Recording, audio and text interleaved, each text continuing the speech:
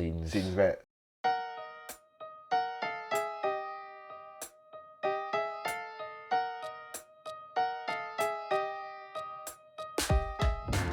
Hello, welcome back to the Scenes podcast. This is actually us in the future. This episode was originally one big long episode, but we didn't really think anyone wanted to have the first episode be a 4-hour spiel. Yeah, so lucky for you guys, we've split it up into 2 separate episodes. So enjoy the first half of the tier list, and then maybe stick around for the second part. Sort of the main event of the evening, which will be an MCU tier list, because we are media enthusiasts. Yes. We are high-level film and critics, and that I would agree. I say so, and like Marty says, it is cinema. Yeah, like Martin Scorsese would personally endorse the MCU, so it is cinema. So we'll talk about that, because you know that'll give you an idea of what we're about, pretty much. Yeah. And it's the stuff we do. We sit here and we just go over like our opinions about stuff. Yeah. So you Cover a know lot. exactly. Yeah, you know. It is what it is. I say you might get a bit about us, but ultimately it's something that we've just done ourselves anyway. Yeah. So me and you, we're big on Big sort MCU of heads. schlock. Schlock. Yeah, we love schlock. We love schlock. I mean, yeah, obviously we know, like, you know, these days superhero movies, MCU and that, there's like 6.5 dozen. Mm-hmm. Even if you take away like active people saying, like Martin Scorsese and all that, if you take away all that, it's still like, there is definitely things that relate between them, and none of them, I don't know if there's any one of them that are particularly, that's not a real word. Particularly, I was going to say specific in particular, that was it. Right. Basically, there's none that really super go above the level, do you know what I mean? I don't, like I said, they're like, you know, when I think of the happiest movie experience, I think of 2 DC movies. I don't think there's any MCU movie that I can think of that gave me the same level as like the Batman or the Suicide Squad. Okay. Maybe like That's surprising. Endgame was a good experience, but that was after so many levels. And you know, there's elements I liked about certain things. We'll probably get into it, but like for a very specific reason, I love Far From Home. But then that was like, again, it's personal enjoyment. Yeah. I definitely like That the Batman. has it at the end of the day. You were there for the Batman. Yeah. Like that movie, we sat and looked. Remember that movie ended, and we were like, that was cinema. Was that? Yeah. That was like, so I've never really had that, but I've also never believed I needed to have that. Right. We've said this before. Okay. I mean, I say it more than you do, but like the MCU and sort of superhero movies like that, like I never need them to be much more than just enjoyable. Mm-hmm. And I know you maybe have a bit different opinions, but I think you can at least agree that like at the end of the day, as long as we go in and watch something that was good enough, but personally, I don't ever ask for more unless it's bad, at which point I just go, I know you can be better. Right. Which is what we'll get to when we get to the DC tier list. Right. I kind of think I know what you're saying. I don't know if I think they're all bad though. Like. No, I don't think any of them are bad. I don't really know what I mean to say there then. Like. No, not with less worth. TV, yeah. You talked before about things that you would like done differently and things you would like done better. Yes.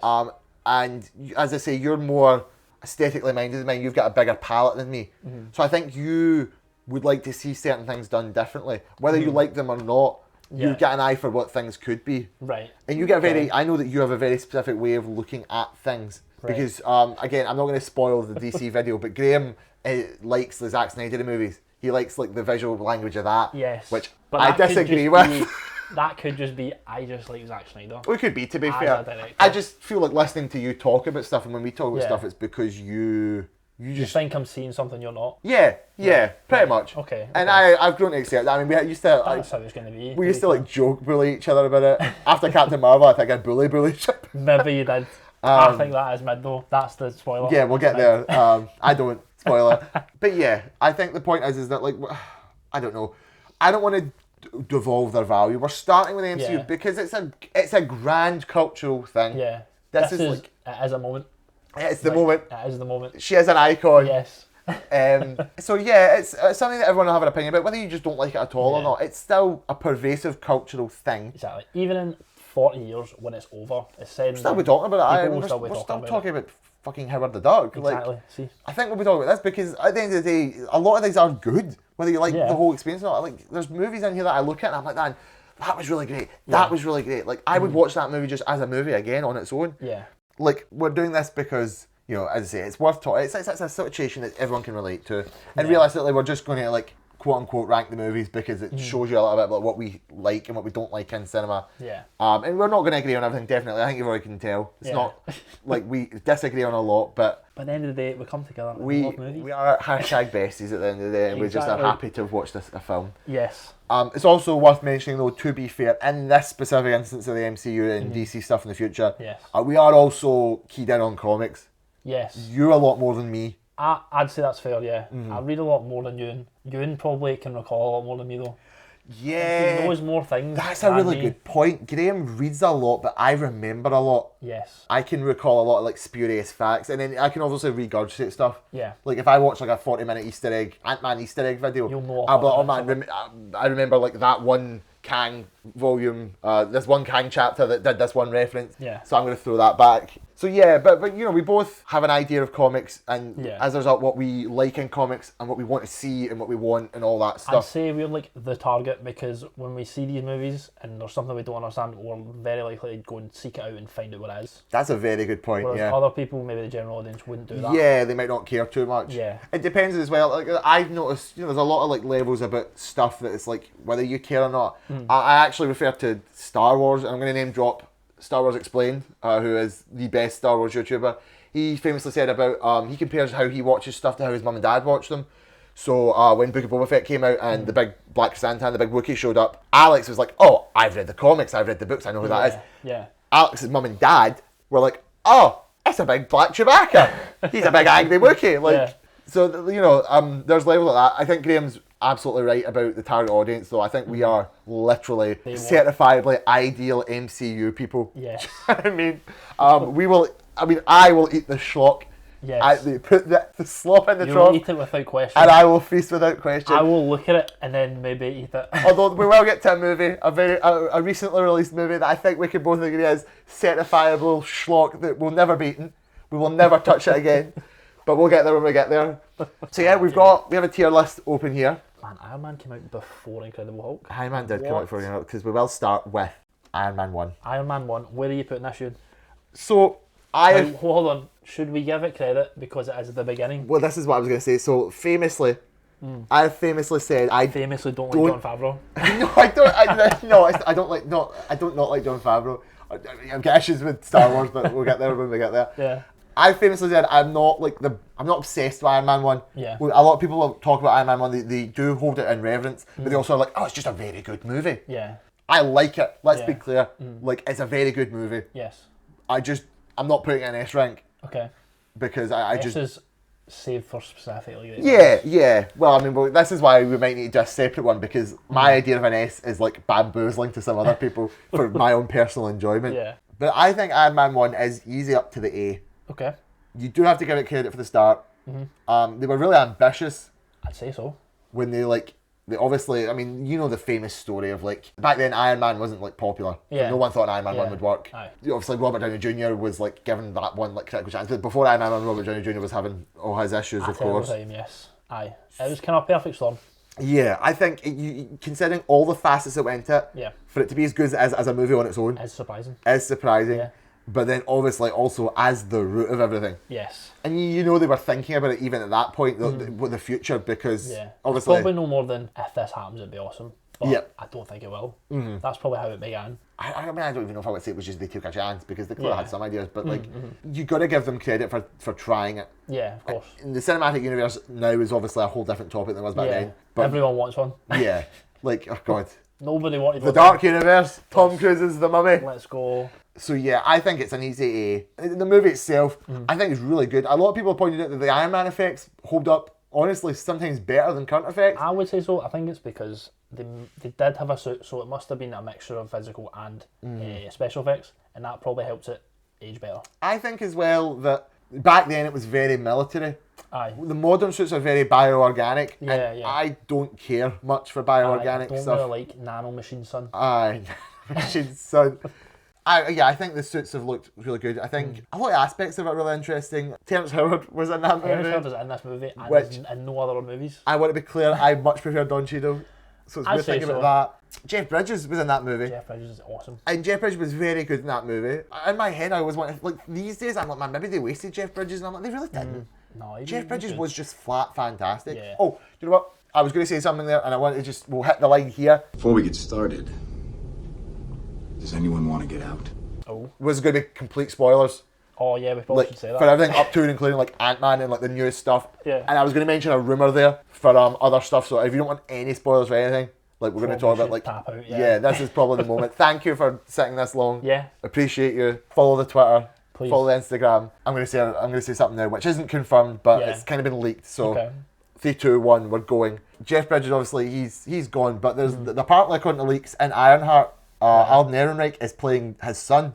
Okay. And I would like that. I like the contained concept of the legacy as well. Right. A lot of people complain these days about things relating back to Iron Man, which I was obviously going to means say more that later because movies. they've referenced it. Well, they've referenced Iron Man movies twice specifically for that exact reason. Well, are you thinking Far From Home and... And, well, Far From twice, wasn't it, actually? Yes, technically. Yeah. And well, people complain because also Vulture. I think people complain in reference to Spider-Man. Like Right. Spider-Man, Vulture and taking Iron Man. Mysterio were both related to Iron Man. It's like, Aye. man, as all like Spider-Man fans just Iron Man, and I'm like, not really. In the comics, it's not like Vulture became Vulture because of Spider-Man. He became Vulture because he was an old man who wanted to get money. Anyway, so, but I still like that they're referencing back because Yeah. we sometimes run the risk of forgetting. Aye. And you know, And I think it gives the older stuff value if you call it back, because sometimes when I've watched these, I'm like, I don't feel like I had to see that for Yep. the overall story. yeah, But if they do something like that, it makes me appreciate more that I've actually went through it all and seen everything. 100%, yeah. And I know there's a lot of contention about people often complain about stories that rely on other stories. Like this movie comes out, but it's also like a vehicle to introduce these other characters. But I never often. understand it, but I disagree with it because it's a universe together. Yeah, Do you get me? yeah. 100%, 100%. I think that, like, you know, people saying like it's a bad thing that these things relate. I think it's the point. It's a Yeah, universe. I would say that as more to the point. Yeah. I think the only time it becomes an issue is if the movie 100% doesn't stand on its own. Yeah. But like even then, I think the worst offence is there's movies that are good as their own, but if you didn't know who certain characters were from other movies, you will be a bit confused. Yeah. You know, I There's don't. a few movies in this tier list that are great on their own, not great MCU movies though, which I think we'll get to. Okay, we'll get to it. That's an interesting comment. I'm sure I'll agree with you or disagree with you at the time, but Maybe. yeah. But otherwise, Robert Downey Jr. was fantastic. Yeah. Literally one of the best castings like ever for an adaptation of Yeah. anything ever. Not even Yeah. a joke. It really did well for AC/DC, AC/DC, yup. Back in Black. I think we had some Sabbath. We had Sabbath Music in there was as well. very good. The visuals were very good. Yes, I don't think we've had much. Iron Man's really the only one that uses licensed music, I think. Not just the first movie, but Iron Man as a character. Yeah, I suppose you're right. Funnily enough, the only one I can think of is Spider-Man. Guardians, Guardians, definitely. Thor has some as well. Yeah, Thor 3 had some. Man, look at me lying straight away. Like 3 other characters use licensed music. I was going to say, Graeme is he's a known peddler of falsehoods, I'd say. But yeah, okay, I think we're going A rank. I hardly agree with that, yeah. I think, you know, as I say, I personally don't hold it in reverence, but I suppose when I sit down and I talk about it, it's still a Yeah. really good movie. Like, Yeah, you just can't yeah. deny that. So the next one is Incredible Hulk. Incredible Hulk. Gonna be Graeme, honest, I've seen this one time. I have not seen this movie. You've not seen this movie? This is the only Oh, MCU film I've man. never seen. Me and my partner want to watch it, but it's another one where it's like, do we really need to? I guess in the modern day, you actually kind of do now You kind of do, yeah. because of She-Hulk. And this is I was going to reference that when you were saying about little things being called back. Yeah. Obviously, the return of Tim Roth Yup. and directly referencing the events of this. There was a whole What If episode that had a really big moment about specifically this movie. Remember the one where Hank Pym starts killing all the Avengers? Right, yeah. And they really have a moment of like, oh, this is the fight at the university Oh, right at the end. from Incredible Hulk. Do you remember Yeah. the movie Incredible Hulk? And I've not seen the movie The Incredible Hulk. Hank Pym, sorry. So I can't comment on the quality of it, which unfortunately I will probably put it as D I as a mean, result. The Stan Lee cameo's great in it. I can remember that. Oh, he's the one that Blues drinks. Yeah. and- Oh God, we will need to watch this because the pissing leader's going to be back in Captain America 4. Oh, bro. Christ, we will need to watch this movie. I mean, it's probably great. I think I haven't seen it since, like, when did it come out? it's not one that you feel you'll Probably go back seen it to. I 2010 or something. think the thing is the Mark Ruffalo thing. Yeah. I'm not saying it would put you off it, but I think ultimately you think of Mark Ruffalo as the Hulk now, and you think of him as starting in Avengers. Yeah. So not a lot of people probably feel the need to go back to I guess. when it was I think- Big Ed. I mean, this is an issue more of the MCU. I think the Hulk has been poorly handled Yes. Yeah. overall. I think so Simply too. because he can't get his own film just to himself. He's got to share it with other people. Yeah, I do think they've really missed the gun on expanding the Hulk. I famously never really like the Hulk. No. Like, I just don't care about him. But then at the same time, maybe they do just need to give him a good story. I've always, to be fair, every time they do a rumour that they're going to do World War Hulk or Planet Hulk, Yeah. I've kind of, oh, I'd watch that. Like, that Yeah, sounds great. that sounds like it's that. So I think it is that the Hulk's just maybe not been properly represented. From what I've seen of the Incredible Hulk, he looks like decent anyway. Yeah. I think the effects aren't holding up. Okay. The abomination in that movie does not look good in my head. As an actual Although abomination. I think it's when you turn around and you're like, here's like the modern day abomination who's more comic accurate. Right. And like With the gills. and also is like just been through like better effects. And I know there's a whole debate about special effects these days and Yeah. overwork, which if it's true, it obviously sucks like a whole lot. So I do think Abomination these days just looks better. I don't know. I will give it credit for obviously like stuff is set up that they are finally paying off on. Abomination is back. The leader is back.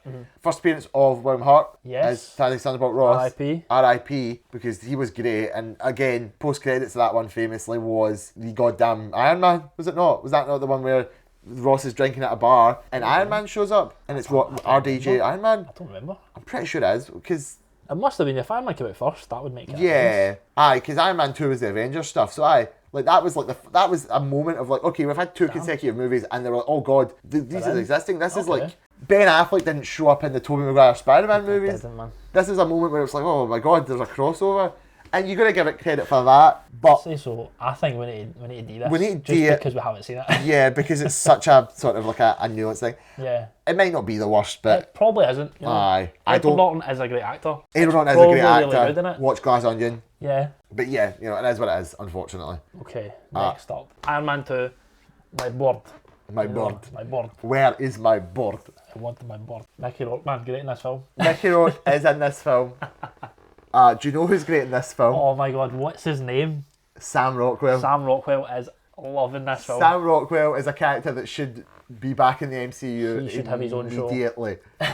He was so good. I miss Justin Hammer, man. Do you know what's weird?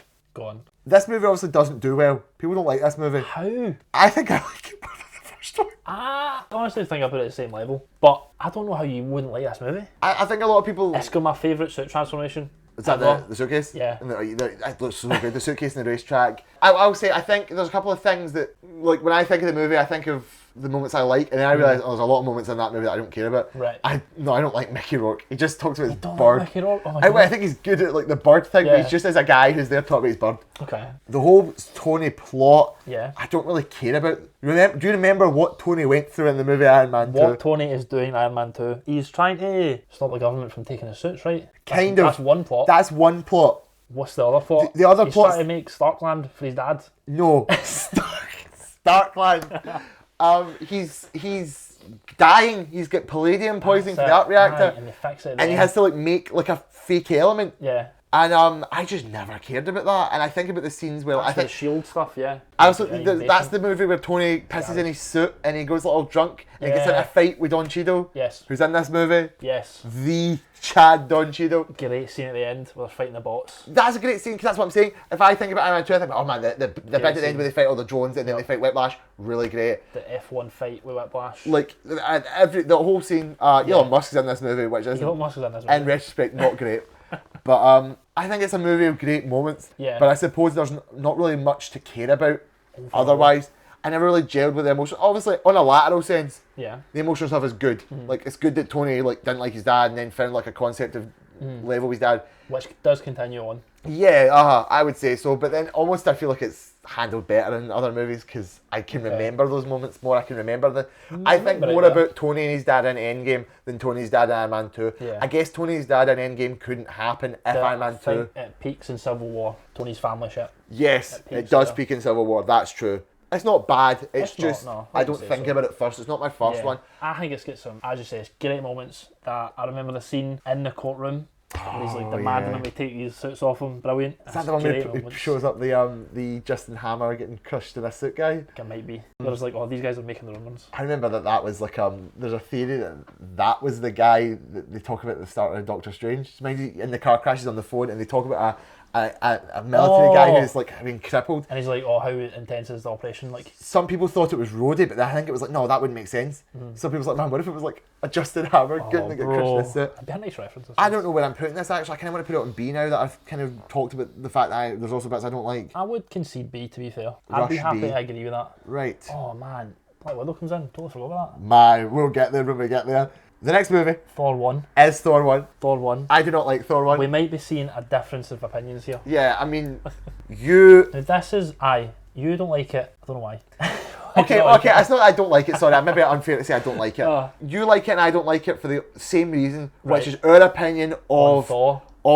Right, okay, aye. I don't really care for Thor. I've not Yes. really cared for Thor until Ragnarok. Okay. And even then, there's opinions about Thor as a character. Right. Whereas you like Thor, Yes. especially... Big Shakespearean Yeah, Shakespeare's the word I'm thinking of. That's High and what I mighty like. Thor. Yes. And I think Kenneth Branagh directs this movie, and that's exactly the kind of thing I'm looking for. Now, I don't think Chris Hemsworth is the actor for that, and that's why I think you like Ragnarok more, because Chris Hemsworth excels at comedic acting. He does do really well at the comedic side, I So think. I think he's leaning into that more. I think the best Thor we've got is Infinity War. Yeah, I mean, I would agree with that. Now, I that's would agree with that, even though I like Ragnarok. That's because I've softened on Ragnarok because I don't really like it as much as other people, because it's comedy Thor. Was there another movie that came out that I still enjoyed putting on Ragnarok? Maybe, right? We'll get there when we get there. Yeah. But Infinity War, I think, balances it perfectly, because there's some comedic moments in there, but he's like so rage-filled and on the attack. Okay, I yeah. love that Thor. But what about Thor 1? Thor 1, it's great in the same way that Avengers 1 Cap is, because it's like a fish out of water. He doesn't know anything about this earth. Okay. He's throwing glasses on the This floor. drink is good, I like it another. Yes, I like he's that. doing that. I love the Natalie Portman stuff. It's much better than another movie that she's in later. Oh, yeah, she has another movie later. Not All the science stuff with Skarsgård, brilliant. Yeah, I did like that. I think it's probably a high beer. I don't know if I'd put it in A. I definitely wouldn't put it in A. I'd Maybe put it I high think B. I'd maybe consider. Maybe we'll just do a joint one of these, because I also do think I'm conceding to a lot of things. Well, there's going to be movies where we're going to vaguely disagree. Yeah. So we'll get there. Like, I don't hate Thor 1, to be honest. Yeah. I don't personally care for fantasy stuff. Right. So see, at this point when Asgard is like not even like High a space Asgard thing, fan. it's just like, oh, it's the beautiful glittering golden realm of Asgard. Yes. Here is Odin. I'm like, oh, I don't really care. But there's some cool stuff. I do like the stuff with the Bifrost. Chris Hemsworth. There's a lot of Chris's. There is a lot, yeah. I think he was really good, to be honest. He's good. I think he almost Yeah. succeeds more at doing the fish out of water stuff specifically than being Thor. So seeing at the yes. start of the movie when he's like, ha ha, huzzah, we beat up the ice giants. Yeah. I think he comes more into Thor in Thor 2. Yes. I think that's when he starts to be a good Thor. Who is in this movie is Tom Hiddleston as Loki, is in the movie. which is good. Tom He Hiddleston is great. is very, very good. One of the MVPs, He's... we should say. I love everything about his performance. He's just always the worst. Yes. I always really think, I don't know why, but I always think really highly of the fight with the destroyer armor in the town. In the town. I always think the destroyer armor's cool, It's a really cool fight. so it's not bad, to be honest. So yeah, maybe it's like Iron Man 2, where it's a series of good moments. Yeah.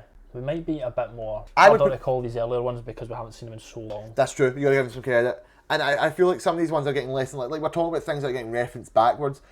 Iron Man 2 never really gets talked about. Yeah, until Hammer comes back, no one will really talk about it. It's true, aye. Oh god, Hawkeye's in this movie. Nick Fury's in Yeah. Iron Man 2. Yeah. Okay, I'll give points. I'm leaving it where it is. Give points to Iron Man 2 for Nick Fury being in it. The development of the Avengers stuff, Yeah. very important. Obviously, this one's the same. Jeremy Renner, hope you're doing all right in the hospital, buddy.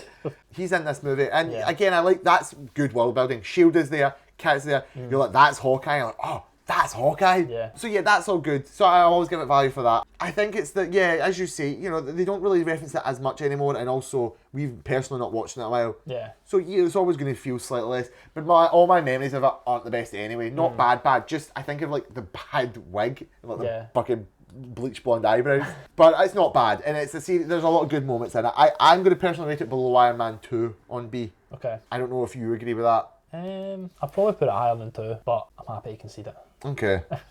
It's in the B tier. I'm happy with that. I was originally going to put it in the D tier, but you know, I don't want to talk about There it. we go. We moved it up. There's the debate.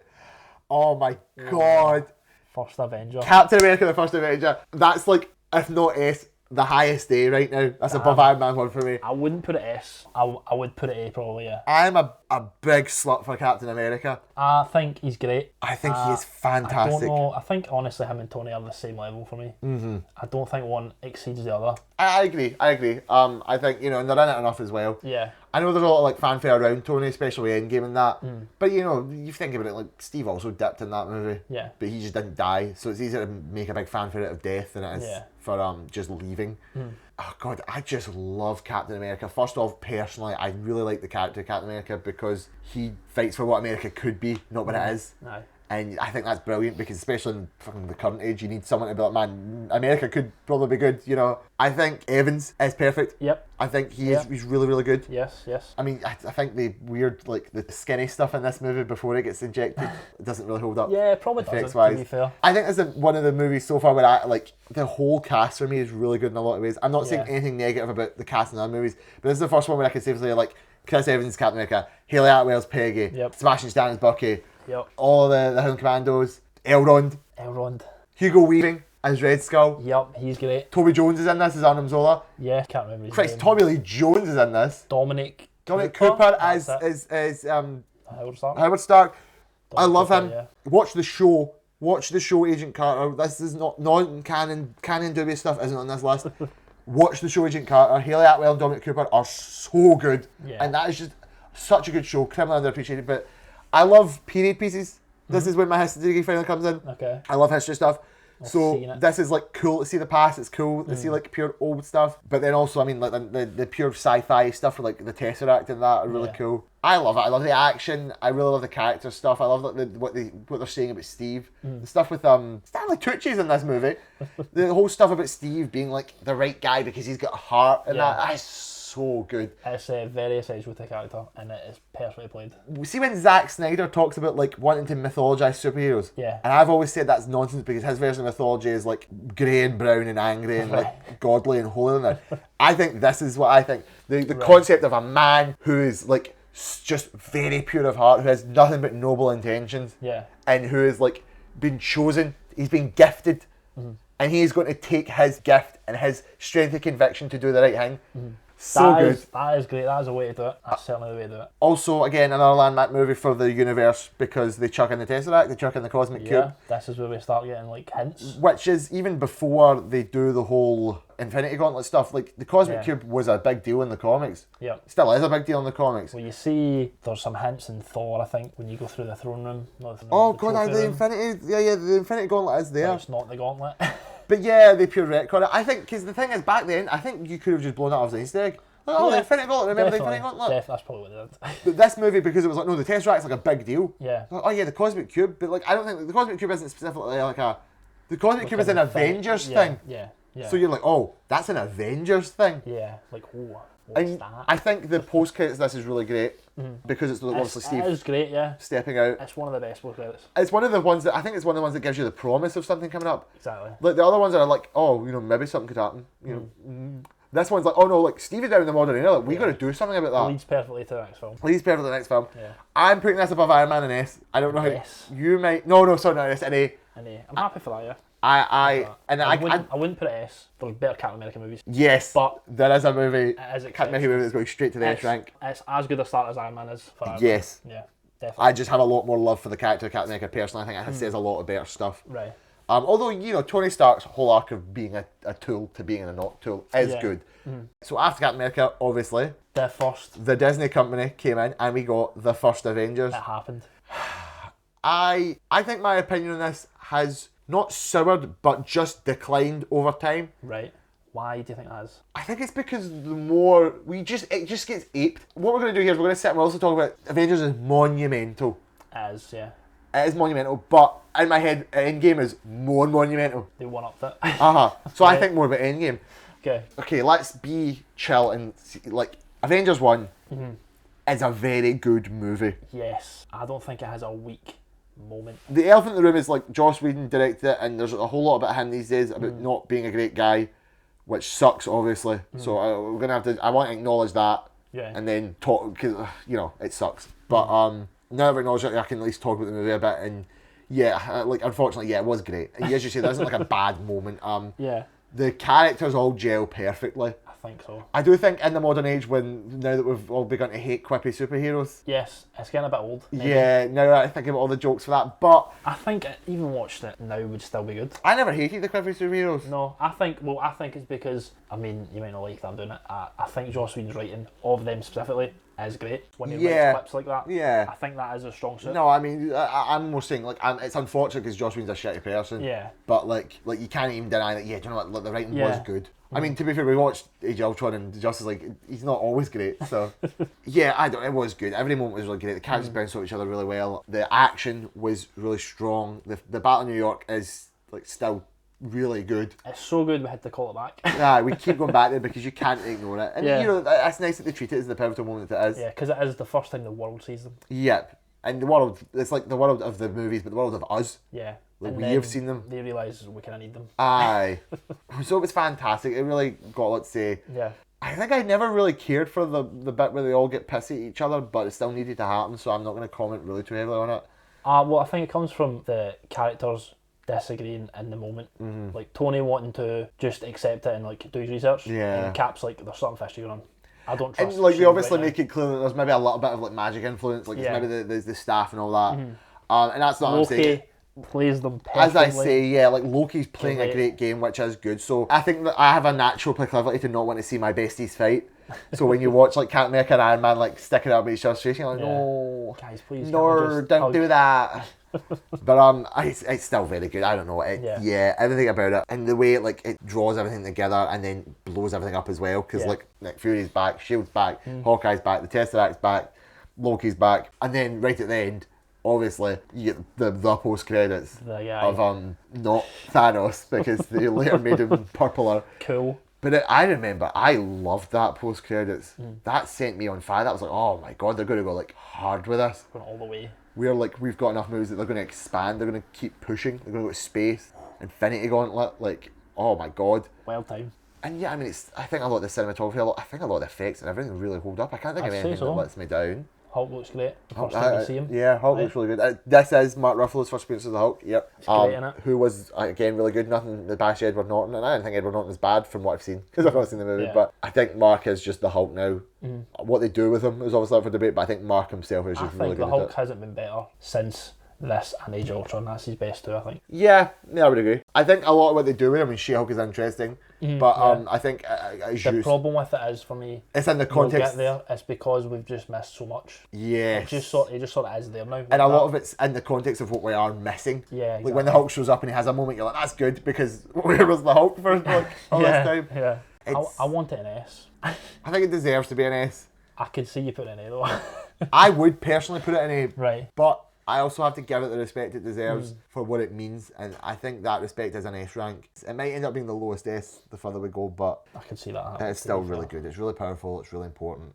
Right. Iron Man 3, man, this comes out early. Damn. It's like 2012, 2013. Iron Man 3 comes out. Iron Man 3, I think it's the best Iron Man film. the best Iron Man film. I could agree with that. I think it's probably on the same level as 1, and I think 2's the same. I think they're all the same, to be honest. I What, don't 2 think and one 3 is- or 1 and 2? All of them. I don't You think all of them are the there's same? You think it's Yeah. you think it's a great trilogy? You think it's a I do. successful hat Yeah, trick? I would say so. This one's certainly much different than the other two. Yes. Well, you said literally today at work it's a very good Shane Black movie. Yes, and Shane Black's a funny guy. Shane right? Black's a funny guy. But I don't think this is one of the examples where I don't think it's a great MCU movie because I don't think he's trying to play with the others. And I think that's where when we get to Phase 4, we're going to talk about that a bit. Oh, Right. this is where the opinions diverge. Aye, so I think it's a great Shane Black movie. I think honestly the extremist stuff is cool. I like it.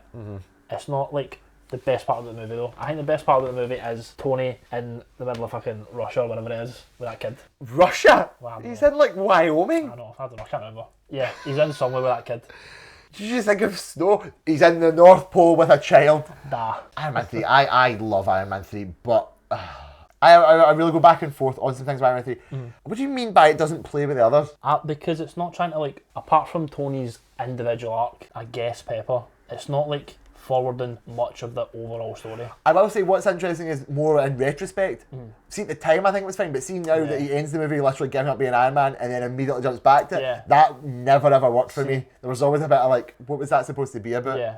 I think that's a little bit of Marvel being like, no, Shane Black, dial it back a wee bit. Like, we're going to reverse that a wee bit. Like, I get it because obviously at the end of Avengers, man's fucking tripping balls. Man right? is absolutely gassed. Yeah, so he's going to take a step back, and at the end of the movie, he's giving it up.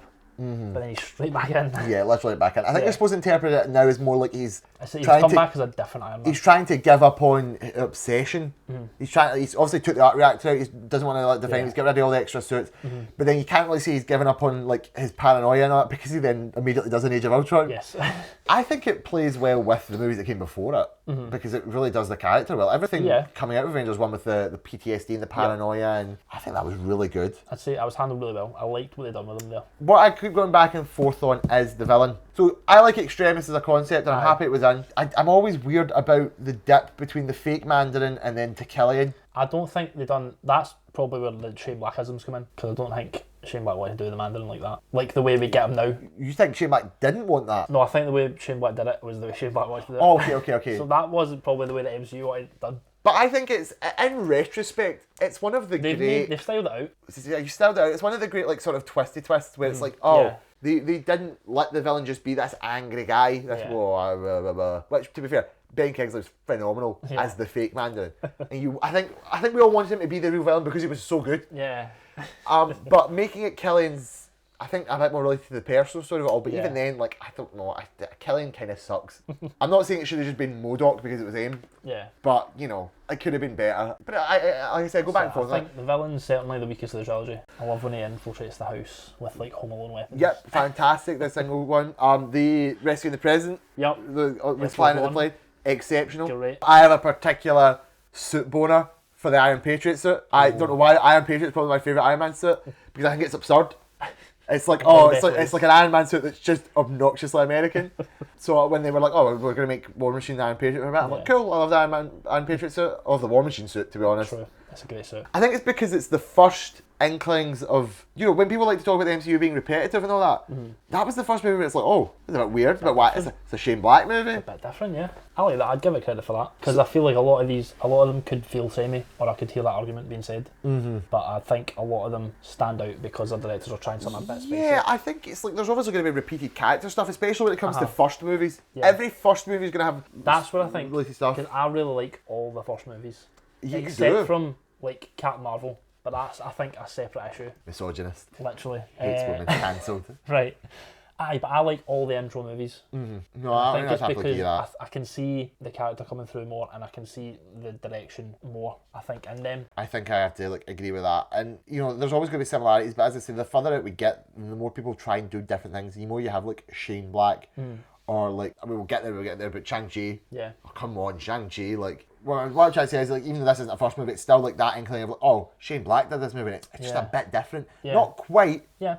But it's more like there's a little bit more going on here than like just the regular stuff. Yeah. I don't know. I personally, when I think of it, I would have put. Would you not want to put it in A at all?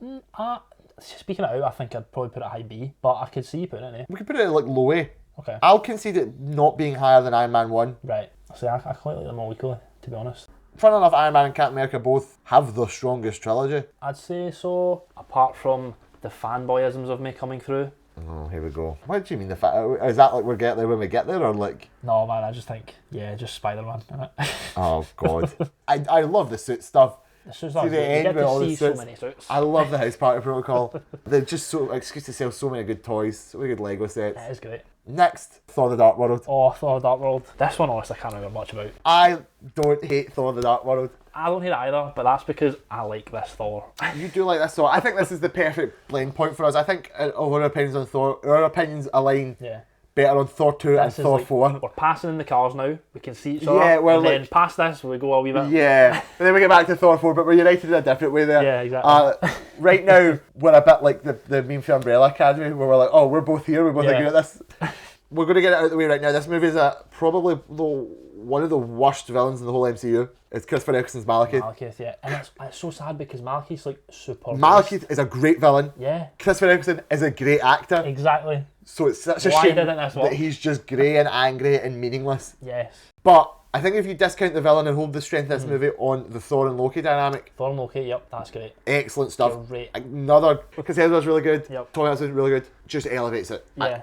I cannot fault it, you know I what I would mean? say so, yeah. One of the best duo performances with Ragnarok, because they're great in that together. They're as great well. in Ragnarok together, that's a very good point. I like a lot of the visuals of the final battle. I don't know why, I always think of the visuals of like the big spaceship in I like London. the illusion It's weird stuff. that it's in London. That's pretty weird, man. Like, it's not It's America. just like, isn't it like on the campus where Skarsgård's teaching? Yes, I'm pretty sure it's Yeah. pretty much around there. Because every movie up to now has pretty much been America. Hulk was in and out, but Yeah. like this was I think this is the first major movie with the, I thought Iron Man 3 was in Russia, so. oh, you did think, I suppose.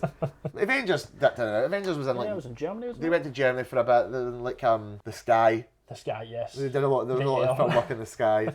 I don't know. I just like it. I don't love it, but I like it. I like the opening of this movie a lot. Which is Thor fighting the Rock people and With the theme stuff and stuff. with the Sif and the Warriors 3, who are Shazam. the most forgettable characters.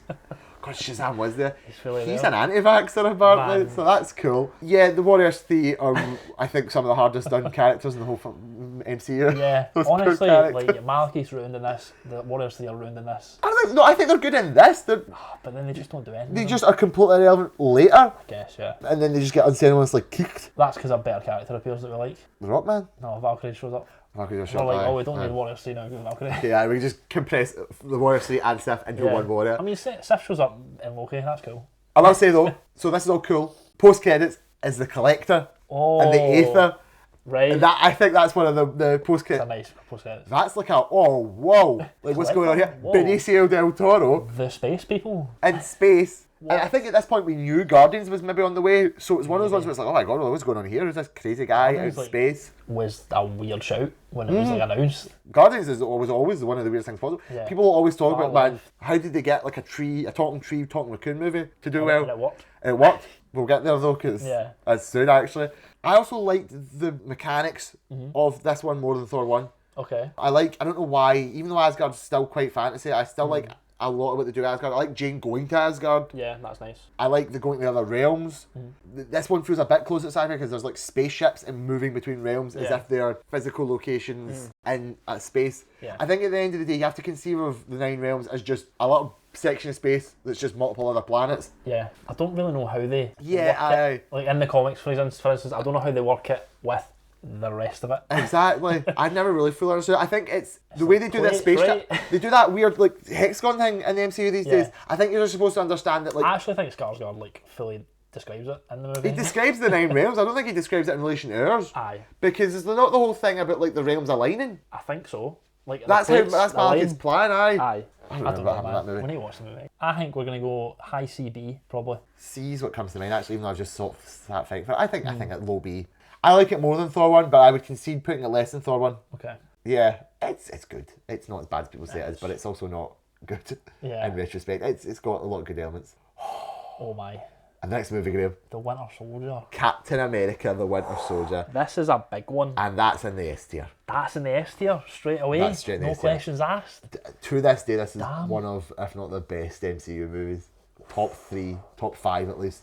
I don't know, man. I You don't don't think I love know it. about Winter Soldier in the S tier? Nah, yeah. I don't think I love it as much as everyone else. Okay, well that's fine because we're going to have movies like that. I You don't have to know. let me put it in the S tier. I'll let you put it in S tier. I Thank don't you. think it's my S tier, but Okay. I'll let you put it in there because it is firing on all cylinders. It is so good. This is the movie, you know, I know the Shane Black thing. This is the movie where they're like, oh no, we're going to do some different things with this. Yeah. We're going to do a spy thriller. Yeah, and it was great. And Can't lie. are just so good. Sebastian Stan was kind of goofy in a good way in Captain America, but the transition to the Winter Soldier, Yeah, it's a hard transition. so good. The choreography, the fight choreography, It's great fighting. exceptional. The character stuff, the plot stuff, the emotional stuff. Yeah. Every aspect of the spy thing was done so well. The Nick Fury being suspicious. Yep. Robert Redford's in this movie and he's so good. Killing it, man. I think the introduction of Falcon, really good, really Yep, strong. That's really well done. Anthony Mackie, I think is quite good. ScarJo's, this is my favourite appearance of Black Widow. Actually. Yeah. Damn. I think she's got the most to do. I think it's just that she's not got a lot of character stuff on a personal level going on. Right. Which I think could be improved upon. But I still, again, because she gets to be a spy in this movie. She gets Right.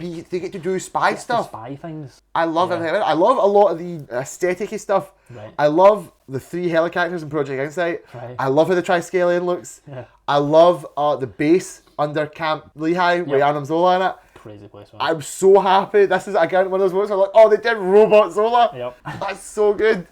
I can't stop thinking of this movie. This was one of the first times. I think this was the movie that solidified me as like proper into the MCU. Right, Like, at this that's point, like I've been watching the soldier. movies because they were cool and everyone was Yeah. talking about it. This was the movie where I'm like, I am in love with these movies. I'm in love with this franchise. I don't know where that movie is for me. I don't know where it is, to be honest. I'd need to think about it deeply, but I don't know. What's hanging up? From putting it in S tier, Or just in general, you say Just you don't know where that you put it. thing. What do you thought? it's definitely not below A. Okay, good. It's definitely Correct. A or S. I just don't think it's S because there's a better Captain America movie. And there's But why better can't they movies. both be an S? They could be. I just think, I don't know why it's holding me back actually. I don't know. Do you think it's me with Spider-Verse? This is a controversial opinion, Karen. Do you think it's how I love Spider-Verse, but everyone talks about how good Spider-Verse is, that by association I kind of have this weird negative aura about it? Maybe. I don't know. I love watching the movie. I love the ending with Bucky and Steve when he's just like, I can't give up on him. I'm with you to the end of the line. I love the fucking fight in the elevator. That's so good. That's brilliant. So good. Don't know what's holding me back. It probably is S, right? I'll concede it. It probably is S. You can consider this. I don't need you to believe it's S. Aye. I was worried there for a minute that you had like reasons to put it like lesser. D tier. Oh right, there you go. Straight hating. I also want to say I think this is one of my favourite post-credit scenes ever, which What's is the the post-credit it's the initial appearance of Wanda and Pietro. Oh, in the cell I think. with thingy. Or am I speaking that? No, I'm speaking the truth because it's when they reveal Hydra to the world and it's like, oh man, they revealed Hydra to the world. Oh yeah, because But there's I a coat, right? love that post-credit scene more than all of Age of Ultron What? because it's just so good on the characters. It's Like great. it's so intimidating. Well, okay, that's a lie. I don't like it more than Age of Ultron, but it's still really good. It gave you this good moment of like, oh shit, they're doing Scarlet Witch. Yeah. There was that moment of like, those characters are capital M mutants. Capital M Are mutants. they X-Men? Like, what's going on there? Ah, we'll never get that. Sorry. I think Strucker was in that scene. Strucker was good because Yep. it was like, oh man, they might try and do like another Hydra. Hydra's still there. Although I think maybe it was maybe it was good they dodged him because it was like, okay, here's another Nazi man. Not a Nazi man. Three Nazi men. But I don't know. I always have this weird thing where I'm not saying I like Nazi men. I just every time they did a Nazi men character and then he gets punched, it was always Yeah. very good. They do the Kraken in Agents of Shield, and I'm like, that's just a Nazi man who gets punched, and it's great. It's hard to make punching a Nazi man bad. Man, to be fair. Captain America, Indiana Jones, Man, they're great. Inglourious at punching Bastards, Nazis. Wolfenstein. Wolfenstein. Play Wolfenstein, all of them, especially like New Blood and New Order. Boom. Yeah, it's just such a good movie. I think, as you say, After even that. if you've got hang-ups, you can't deny it's Yeah, such a good I can't, movie. I can't. It is great. I think next then, oh my god, Oh man. Guardians of the Galaxy. This movie slaps. This movie, I want to put it in S tier or like really high A. I wouldn't put it higher than Captain America 1 Right. personally, but again, it's what it means as a film. I think I'm gonna put it A. You put it A. Because honestly, I can't remember much other than like the best bits. Like Okay. the prison escape, Yep. Ronan getting danced off, Dance off. I know it get memed in later times, but Yep. like it's a really good. It's a really good bit. the Thanos stuff. I thought Dance off was really good. Yep. I like Ronan. A lot of people say Ronan's one of the weaker MCU villains, and he kind of is, but I still like him.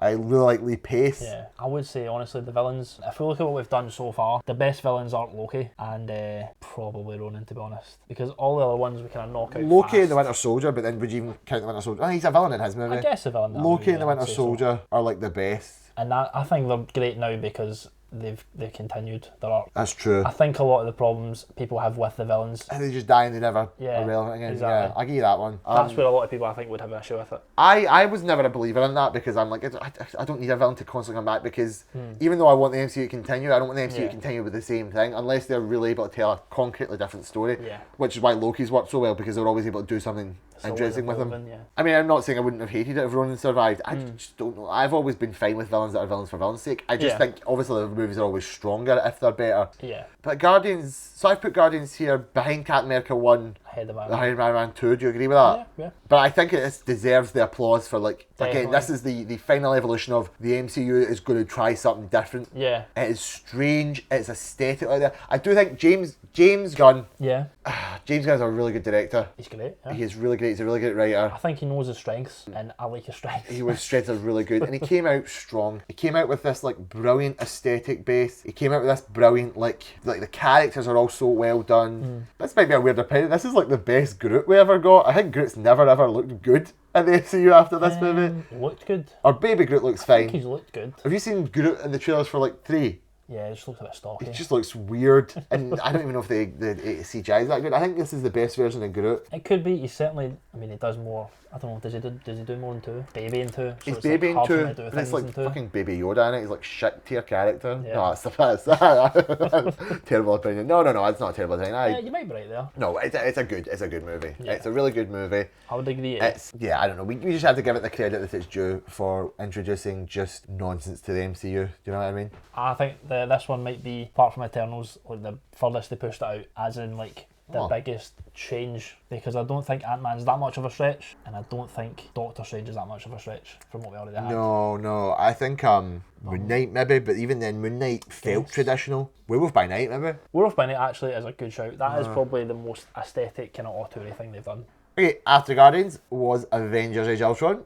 Age of Ultron, man. This, I think, is I really like this movie. the first cutting point. Really? Okay. Well, I'll tell them the story. So Okay, I was really big on the I MCU remember at this seeing point. this movie with you, and like I remember you liking it a lot. I might have missed out for that.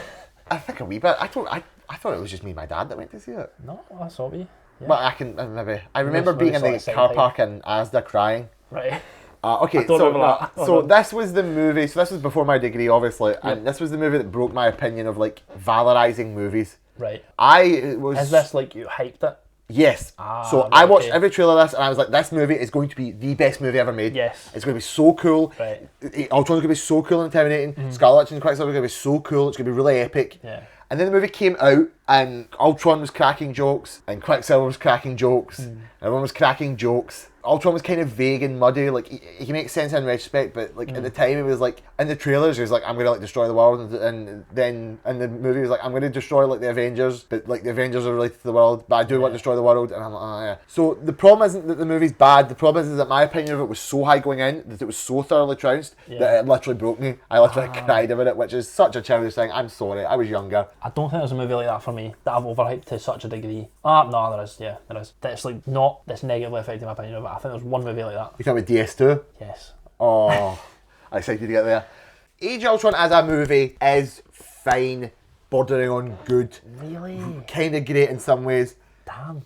You said Winter Soldier's your favourite Black Widow. This is my favourite Black Widow. Okay, and you don't mind the weird relationship stuff, because a lot of people get No, I antsy like about the that. stuff with Hulk. I think it makes sense from where they were going. It makes sense for me that Hulk would be into this, and that Scarlet Witch would be into this. Black Widow would be into this. Can't imagine that. Yeah, she's into someone else. Yeah, I mean, there was obviously a lot of debate about the whole commentary about like Black Widow saying she can't get pregnant or what, and I'm like, yeah, there's there. I never really didn't. I thought it was fine. I did agree with like there's levels where it makes sense. I thought it was a good enough relationship. I think it was introduced and dropped really quickly. Like Maybe. the movie's like, oh by the way, they're in a relationship, and by the end of the movie, it's like they're not in a relationship anymore. I don't like that. I don't know why they drop it, but when they finally meet back up, it's never discussed. Yeah, Probably because there's a lot going on when they meet back up. That's true. They don't meet back up till like Infinity Endgame, War. I don't I'm think. pretty sure it's Infinity War Endgame. So like, there's a lot happening there. Yeah, Probably can't but spend a more lot of time on pressing it. issues. Yeah. I think by that point people had already trounced it online, so like, we better just not address better this. just not address it. Yeah. Two of my favourite scenes are the opening scene, the like club scene, where they're all shot with Yep. a hammer. Objectively one of the best scenes in the Hawkeye MCU. farmhouse scene, like 8 times. Oh yeah, the farmhouse is really good. Farmhouse is Those really two good. scenes are two of my favourites in the film. Yeah, I think the party scene is literally, I said that there, I go, objectively one of the best scenes of the MCU, because it is the perfect microcosm of a bunch of these characters displaying their best traits, gelling off each other really well. It's really well written. I'm really happy that it was not just the Avengers. Like Maria Hill's there, like fucking Rhodey's there. Yeah. I'm like, that's cool. That's cool that it's like the Avengers and their friends. Rhodey's like, I'm War Machine Man. Boom, you looking for They're this? like, who is that? I like it. Captain America shaking the hammer a wee bit. Perfect. Great. In Call retrospect, back to it later as well. yeah, so well called back. In retrospect, I really like James Spader's Ultron. I think, you're saying he's joking a lot. I can't remember the jokes, and if they were jokey, I don't think it was as bad I think as... it's less that he's jokey and more that he's like a lot more emotional. He makes a couple of quips. He's like, he's got moments where he's a bit like, his quips are a bit like disrespectful. Right, yeah. I think his best moments, I don't know. His intro's great. Maybe I can't think. Maybe I should rewatch it. His intro is quite great. I think. Compare the two scenes in the tanker. Compare him ripping off Andy Serkis's arm. Yeah. Going, oh, I'm sorry. Oh no, I'm like, you're Ultron. Just like, yeah, I ripped your arm off. But then I really like the bit when he fights the Avengers in it, and he just systematically Takes one of them down every time. just mocks them all every time. I think it was good. I think the emotional stuff with Wanda at the end was actually interesting. I'd say so, yeah. I think we should talk about that though. So the other cool thing is the new characters, including Ulysses Claw. No, I want to say Andy Serkis is the first time I saw Andy Serkis in a role that wasn't CGI, and I was so happy. I love Andy Serkis in this movie. Great, yeah. I love the the bit where he's talking about the guy paying for the missile. He's like, "You're paying me for my missiles. Otherwise, the next missile I send to you would be coming very much faster." I'm like, oh, that's so good. Andy Serkis is living his best life. Scarlet Witch, Quicksilver, and Vision. Yes. I like Vision a lot. Vision's great. I like Vision. I've always liked Vision. It's got a great arc, and I'm excited to see where it continues. I'm very happy to see him going. Quicksilver is more like, I feel like he's in this movie just to die. Yes, he is in this movie because he has to be in this movie because Wanda's in this movie. Yeah. But I actually, weirdly enough, never didn't like Quicksilver. No, I think it was really good. I really like Aaron Taylor-Johnson. I know, good. Here's the problem. X-Men came out at this time as well. Yeah, there's a superior Quicksilver performance not in this film. So where everyone's going to be compared to that. I think on its own, this Quicksilver was good. I really wish they actually had done more with him in WandaVision, with specifically Aaron Taylor-Johnson Quicksilver. If they'd brought him back, it would have been nice. I mean, they brought Evan Peters back just for a dick joke. I know. But I didn't think they did this for a dick joke. Maybe he is. I do think they could have established a bit more on it, but no, I liked it a lot, but he does just sort of die and it's a shame they haven't done much more with him. I mean, the emotion that they draw from him dying and everything around that is great for Wanda and for Hawkeye. It's a great moment for those characters. Very correct. What that does for Wanda and Hawkeye is very good. So they justify it in a good way. I think it was agreed upon when this movie came out. Hawkeye's like the MVP of this movie. Hawkeye's great in this film, yeah. Hawkeye is so good. Hawkeye's great, yeah. Everything, that chat with Wanda, that's another objectively perfect scene where he's talking to Wanda about like, you know, like you just go out there and be an Avenger type of thing. And that, I want to say something clear here. Wanda, Elizabeth Olsen and Wanda is one of my favourite parts of the whole MCU. Every single time she shows up, I'm infinitely happy with her. I think she's a phenomenal actress. Yeah. I think she does so much well, role that even in this movie so little. Playing her, yeah, to be fair. Honestly, at this point, she just it does everything that she needs to do with the character. She has a really great arc in this movie. Yep. I think her outfit's a bit funny. She's previously talked about how there's a journey of just Wanda getting less and less just obnoxiously revealing outfits. At the end of this movie, the post credits, which is just never seen again. Yeah, but it's also like the bustiest, like most like obnoxious Scarlet Witch. Definitely. So I guess Elizabeth was like, I don't really want this. Yeah. I want to say Elizabeth also said famously early on she didn't want the tiara, which sucks. Rude. That's rude. But she then got the tiara, so I'm like, you know what? I accept it. I think she also said she later came back to it. She's like, no, you know what, let's go for it. Come on. I think she's so good, and I'm really happy with this movie. And yeah, there's a lot of good in this movie for that reason. And I think my opinion of it is always going to be tainted by your high expectations. The whole high expectations thing. I think it's good. I don't think it's better than Avengers 1. Okay. And I don't think it's S tier. Yeah, I can see. I would put it between Iron Man 1 and 3. Okay, I'd put it in there. Yeah. I'm happy with that. I've saved you for putting it in C. I think, I'm probably going to see it to be fair, but now I've talked about it. I think it is a movie that gets a lot of flack for it being part of the grey. I think it's one of the forgotten ones, to be honest. It's one of the forgotten ones, definitely. I think it's because of Joss Whedon, though. Yeah. We can't forget Avengers 1 because that was the first one, but this one you can forget. But they do like to come back to this one. They do. Sokovia is obviously a big deal. Yep, that's a huge deal when the movie's coming up. The whole fact that it turns out that there's an Infinity Gem in this one, Vision. This movie was part of the era of the final boss battle with a big laser into space with a bunch of faceless goons. This movie was like the progenitor of that, where like... Well, like a bunch of movies, like Suicide Squad was also at this time the terrible one. I was fine with it at the time with this one because at least in this one, like obviously he's not gonna have a bunch of unique villains. He's Ultron. He's gonna have a bunch of Ultron robots. Yeah. But yeah, I think it was interesting looking back on it for that. I think this movie's been so critiqued, and my personal opinion of it is like looking back and it's harder now. But it was good. Some of the jokes, the language joke, with Captain America like Kermit swearing. That's so good. Oh, I can't remember any of these jokes. I'm sorry. Oh man, you watch Age of Ultron again, bro? I do. I'm excited for that. Oh, here we go. Oh, it's Ant-Man. 2050's Ant-Man. The other insectoid hero. I love Ant-Man. This might be my favourite Ant-Man. Your favourite Ant-Man movie? You can't remember what happened in the second one. Not really. I remember thinking the second one was okay though, whereas that's a big turning point for us because you love the second movie. We'll get there, but yeah. The best bits of this movie for me are obviously Edgar Wright bits. Yeah, we need to talk about the Edgar Wright elephant in the room. I think we'll talk about it here and we'll talk about it later with Scott Derrickson as well. Oh, okay. Edgar Wright's thing with the film, and we keep hearing different stories about this. It ultimately sounds to me like Edgar Wright couldn't accept that Marvel had oversight on it. I believe the biggest confirmed story is that like when Marvel were like going to put like Falcon or someone in it, he's like, I don't want to do that though. Yeah. So they basically just had a falling out and he left. Which is fine. That's fair enough for me. At the time, I've said some really strong things about Edgar Wright. I've accused him of things, but in retrospect, that's just me being a bit of a douche about it. Like, he deserves the right to be like that if he doesn't want to. Especially now in the age of more auteur Marvel films. You know, back then, I suppose we never really thought about it, but these days when a lot of movies are like, is held up by the directors. Like, if Edgar Wright gets the same freedom Taika Waititi gets in Thor 4, I think Ant-Man's a better film than it is right now. I don't think anyone should get the freedom. Like, he gets No one probably should get a freedom, right? But, no, yeah, I get what you mean. There's obviously some sequences in that movie Yeah. that are like, yeah, That's like the Edgar train Wright's stuff stamp. is like Edgar Wright. Yeah, and that's not to say that Peyton Reed doesn't do a bad job. And I think once you see the later films, like Ant-Man 2 was Yeah. all Peyton Reed, and or at least it's seemingly all Peyton Reed, Yeah. and that's just as good. Ant-Man 1 is very good. It's good, yes. I think the choice to go with Scott Lang over Hank Pym It's an interesting and choice. having Hank Pym be like the mentor Yes. is an interesting and good choice. I think it's good because the cast in this film's amazing. The cast in this film is so good. Like, Paul we get Rudd. Michael Douglas. Michael Douglas in this What? film. And not only that, Michael Douglas has been in like, he just keeps coming back. He's just in movies. Spoilers for Quantumania, he doesn't die. He's still alive and he's still in these films. He's still going. And he's so good. He's great. He's having a great time, Michael Douglas. They is. are, I liked Corey Stoll again, and Yeah. when he was Yellow Jacket, it was just like another. I'm a big fan of him. Great House villain. of Cards. He's great at House of Cards. Yeah, he's good at his cards as far as I've heard. I think he's just good, and this is the character he needs to be. Yeah. But yeah, no, like whether it was Peyton Reed or it was Edgar Wright, the visuals were really good. All the shrinking stuff was done really well, and Yeah. I will even concede that I think this is the best Ant-Man movie for the Ant-Man powers. Right. I think the shrinking Well, stuff they, is done. they certainly introduce it and they play with it in a really cool way. Yeah, Especially in the like final sequence. They do a lot in this movie to show you how cool the shrinking can be. I think in the later movies and any other time he's introduced, they're more focused on like how small can he get? Can he go quantum?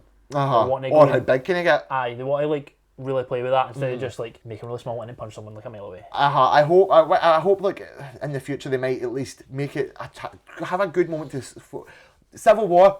Civil War has a great Ant-Man shrinking sequence. Yeah. Do that. Have a moment where it shows Ant-Man shrinking and the power of being small, not just Yeah. the power of being small and then getting really big. Aye, the sequence when he first gets the suit and he Yep. pure falls through the house. The sequence where like obviously the final battle. Yep. Every part of the final battle, like in the briefcase, on the train set, Yes. going down to the quantum realm. Scott's relationship with his daughter is great, but that family dynamic is really fascinating. Yeah. Paul Rudd's really good at playing these. Paul Rudd is These kind of really things. good. Aye. Yeah. Paul Rudd is so good. I think this is the movie where his friends are like him and Ant-Man 1 and 2 because they've just Luis just doesn't exist anymore. But like I really like the supporting cast. Michael Peña's Peña, great. yeah, he's David great. David I Dasmalchian, think shout out. a lot of my problems with two is that I think they're in it too much or they're just in it for a joke too much. Not as serious as they could be. I guess, but I think 2 is just more of a jokey movie. Ant-Man 1 and definitely 2 is, yeah. are sillier movies. Yeah, yeah. It'd He's be- a stellar character, definitely. It'd be worse if they were in Ant-Man 3, but even in Ant-Man 3 has a lot of like jokey characters. Yeah. Six I and a mean, I dozen. actually missed him in Ant-Man 3 before. A lot of people did. I miss Louise. I don't think we needed to have all of them back again. Nah, yeah, but Especially since Michael David Peña- Dasmalchian's in it a wee bit. Yeah. I just don't know, man. I love it. I think the stuff is really creative. This is the first time I'm going to talk about the music in the MCU. Right. Right. A lot of people complain the MCU has bad music. Lies. Complete lies and slander. Yes, the needle drops are great. Like Yeah. Guardians of the Galaxy, James Gunn knows how to do a Yeah. needle drop. Every song, that's great. We love that. These other movies, yeah, I guess. I don't really remember a lot. Ant-Man and Age of Ultron were the first movies where I actually noticed the music. Notice the score, yeah. This is Christoph Beck, Right. who weirdly enough, the only other thing I know him from is Frozen. I think it's really good. It's really upbeat. And it feels like, the little guy. It feels like the little guy, it's all sciencey. Yeah. I don't know, it's really good. I just like every aspect of it. I will not put it on S. I want to put it on A. I'm happy with that. I think for fairness, I'll put it between Iron Man and Age of Ultron. Yeah, okay. Okay, next up. Oh, it's a fucking massive one as well. I think this is an S tier. Civil War is S tier. Captain America Yeah. Civil War. This is the best Captain America movie. IMO. I don't agree, but I also... It's I basically do go back and forth all the time. it's basically Avengers 3. Yeah, And but it then a lot of feels people, like Avengers 3. hold that against it, and I disagree. No, I think it's great. Especially For because that Captain reason. America is still the core of the movie. Yeah, he's definitely the focus of this film. He's the whole reason this film happens. Yes. It's Captain America. So this was, I think, one of the first ones where they really directly adapt an actual comic thing. Yeah, I guess it's not, Winter Soldier's an adaptation, I suppose. it's not beat for beat. It's certainly. I think it's better. It's the essence, though. Yeah. I think Civil War the movie is Yeah. better than Civil War the comic. Civil War the comic was obnoxious in how much it beat you over the head with the fact that Tony was wrong. And like Tony was just an arsehole and like Reed Richards was an arsehole. I agree. And reading Pym's it, an arsehole. Yeah, yeah. I've read it through the Spider-Man section. I've not read the main line. No, but But then he's terrible in the Spider-Man section. exactly, yeah. Having it through Peter's perspective is really cool. And I think I can agree with what you're saying there. Tony is just so wrong. Tony is just so wrong. In this movie, it's a genuinely like, okay, It is, there is honestly. merits to both sides. And at the end here, I find it hard to agree with Captain America. I'm Team Cap. I know, I mean, in essence, yes, but It's so hard to agree with him. I disagree. I Fuck find you. it really hard to agree with him. Yeah. Iron Man sucks. No, But that's the great That's the great thing about the film, this. Yeah. Yeah. I think it's a very great ensemble movie. absolutely. This was the Russo brothers, wasn't it? This was Russo's first film. No, second film. They've done Winter Soldier. They were Winter Soldier, yeah. So that's the second film. It's the introduction to T'Challa. Fantastic. Introduction to T'Challa. Chadwick Boseman, R.I.P. Yep. Chadwick Boseman is one of 3 actors in the MCU who we've already talked about one, Robert Downey Jr. We'll talk about another later. Who I would hold is the best casting for an adaptation Who is, ever, like, and the golden standards. Perfect for the role. Yeah. Perfection. Yes. Yeah. And Chadwick Boseman was perfection at Yep. T'Challa. We'll talk about more at Black Panther. I'm glad they didn't recast him. Yeah. I really don't think we could. I think get that's a why. harder sell. I get why a lot of people want the thing to carry on, but Chadwick did it so well that nothing would compare. Yeah. So yeah, Chadwick was incredible. Everything about it. Again, music. Henry Jackman fires on all cylinders in this movie. The actual Civil War battle music with the ebbs and flows. Yeah. The initial, so this was before Ludwig Göransson, but the initial sort of analytic, jungle-ish type, maybe that's a poor way to describe it, but you know what I mean, the Black Panther music, which is a lot more like, you know... They're using more like instruments from that part of the world, I guess. Yeah, pretty much. That's the best way of describing it. Just that, the themes were good. Yeah. I like Zemo a lot. I really like Daniel Bruhl. Great in this. I think from this to Falcon and Winter Soldier, it's a great evolution. Yes. I think I'm excited for Thunderbolts because leaks again. Even though he's not been cast officially, apparently Zemo is not just in it but a very big part of it. Yeah. Which as he should be. I assume they're trying to. I mean, this is a weird tangent. I assume they're trying to get Zemo on the Thunderbolts in the Thunderbolts movie. Would you like That's to know? where I think it would go. Would you like to know? Sure. Yeah. Okay, and this is super leaks. This is me, like I've read stuff online. It might not be true. It might not be true. This might be complete Salt or fabrications. grain. But apparently Zemo's like, I think Zemo's like the villain in that movie. Right. So they're not trying to get him in the Thunderbolts. Okay. He it's like sort of has a more villainous role. But apparently the main villain in that movie ends up being Hyperion. Ooh. Or is it Hyperion? Oh no. Where's the one? There was like a fictional character that came back. Is it Hyperion? That came back. He's like Superman. He's blonde. Sentry. Sentry, yes. Sentry is apparently the villain of that movie, but Sentry's the villain. Zemo is the one who sort of instigates it. Okay. That's interesting. I would prefer they did like a Citizen V thing. Even if Zemo was the villain, I'd prefer they did like the whole, he was on the team and it turns out he was like pretending to be someone else. But no, that's like leaks and rumours. We'll wait to get them together. Quickly, I'm not quite excited. Who is Stephen Yeun playing? Who's apparently critical to the future of the Marvel Universe I don't know, and the Thunderbolts? I'm happy for whoever it is. Because Stephen Yeun deserves the world. He's great. I don't think he's Sentry, because Sentry should be like so. the guy who plays the mountain in Game of Thrones. He Like, might be, but I don't think so. I'm excited. I love Stephen Yeun as well. Yeah. No, I like Zemo. I like the actual Civil War aspect. I know a lot of people complain about like how it's Civil War was one battle. Age of Ultron lasted a few days. Yeah. They named that because of the comics. I think the actual Civil War aspect was done really well. I think people had really feasible reasons for joining each side. Yep. Every character has done well. It's a good ensemble movie. When a character pops up, like Hawkeye pops up and you're like, here's why I'm here. Yeah. I'm like, that's Hawkeye and he's here for a good reason. I get it. Oh yeah. man, we're skipping the biggest introduction. Well, I'm waiting for that. I was like, yeah, that's Okay. like going to get to at the end. I think every sort of aspect of the movie works on a character level, on a plot level. Frank Grillo was in this movie. Crossbones was in this movie for all of 5 seconds. Sad boy, man. After Winter Soldier, which I think it leaves us in a really interesting place in this movie. it does, and people were worried they would get rid of it, and they really don't. It takes some time before they actually start to come back. cross that, Yeah. and they make it a suitably big deal as well. Definitely. So, what was the post credits in this movie? Because I remember the post credits of. Post credits this is the Cap breaking Ant-Man and stuff out of the raft. Are you sure? Pretty sure. If that's not the post credits, that's literally before. I think that's right before the credits.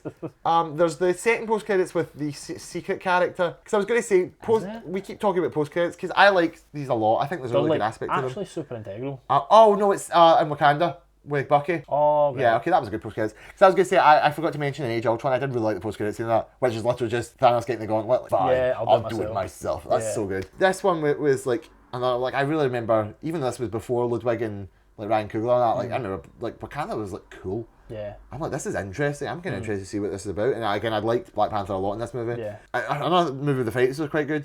The actual Civil War battle, again, to go back to it, was really good because it used different things. The different like hack levels. Ant-Man going Giant Man because I love Ant-Man. I was really happy for that. I get leaked through like toys, like Lego and that, and I'm not How they defeat him. They're going to do Giant Man. That was brilliant. So how do they defeat Giant Man? What character is in this movie that we're not talking about? They defeat him with the greatest collaboration between studios you've ever seen. Spider-Man comes into this film and is now in the MCU. The Tom Holland Spider-Man. The Tom Holland Spider-Man. Let's be a clear. mixed relationship. Graeme likes Spider-Man. I think it's no stretch to say that Spider-Man is your guy. He's my guy, yeah. You are pretty. I think from what I've seen, I'd say Spider-Man's like your biggest comic book character. Yes. I like Spider-Man as well a lot. To be fair, not as much as Graeme, but I do like Spider-Man a lot. So I was really, really happy with Spider-Man in this movie from the start. I think he's great in this film. I think they spit him out in a really interesting way. Yeah. How Tony gets him in makes perfect sense. He just like shows him he's like, man, I know you. I've got you. I'm smart. I'm like, goddamn Tony Stark. I know things. Tony Stark, you know me. Come on, get someone side. It's great. I do agree with that moment where the slap cut. Like where Tony's like, I gotta go get someone, and then Lifetime Free Starts and Queens comes up on stage, yeah, and like everyone, great obviously everyone who there. knows Marvel's like, oh, I know who lives in Queens. I know where that's going. I think Tom Holland plays it really well. I don't think Tom Holland's put a bad performance in yet. Oh, that's good. I thought you would have disagreed with that, but no. I don't think it's I think what they do with the character's bad. Okay. Or not necessarily what I want. I don't think it's bad, but yeah, you'll have some points to make. But yeah, I can't fault Tom Holland. Tom Holland is really good. But I can't fault him. I want to give a special shout out to. I didn't think it would work, but I really like Marissa Tomei, aren't we? She's great, isn't me? It's weird. It's nice that she's like not super duper old. Yeah. Even though I like super duper old. Yeah, that's like classic, Aunt May, yeah. isn't it? Yeah. It's just the decline in it, like Sally Fields. Sally Fields was younger than she was younger than I can't remember. Sorry either, but the one from I think the one in the Tobey Maguire ones is like quintessential Aunt May. She's like a doty old woman, but she's smart and she says meaningful things. Yes. But Marissa Tomei is really good, and what they do with her in No Way Home is like exceptional. Yeah. Everything about Spider-Man was just good. Yeah. I was happy with the promise. I again, another monumental moment. Exactly. Like nobody ever thought it would happen. Like you should never have thought it would happen. Yeah. It did, and it was like, oh my god, these companies are finally working together, and that's all we need. It's just much. that, like, just give us Spider-Man, let us work in that year. Yeah. You know we're gonna do it better than you can. Yeah. So like, yeah, Spider-Man was good. He was in, and I'm happy. I think I'm gonna put this above Winter Soldier for you. Yep. I think the more we talk about, like, yeah, I think Civil War is just the better movie. I love Winter Soldier more, but Civil War is just like a really good movie. I'd say if it's not a better film in actual film terms, it's probably better and more impact. Yes, definitely, definitely. This is one of those movies that is really good on its own, but obviously what it does for the universe is also equally as good. Yeah.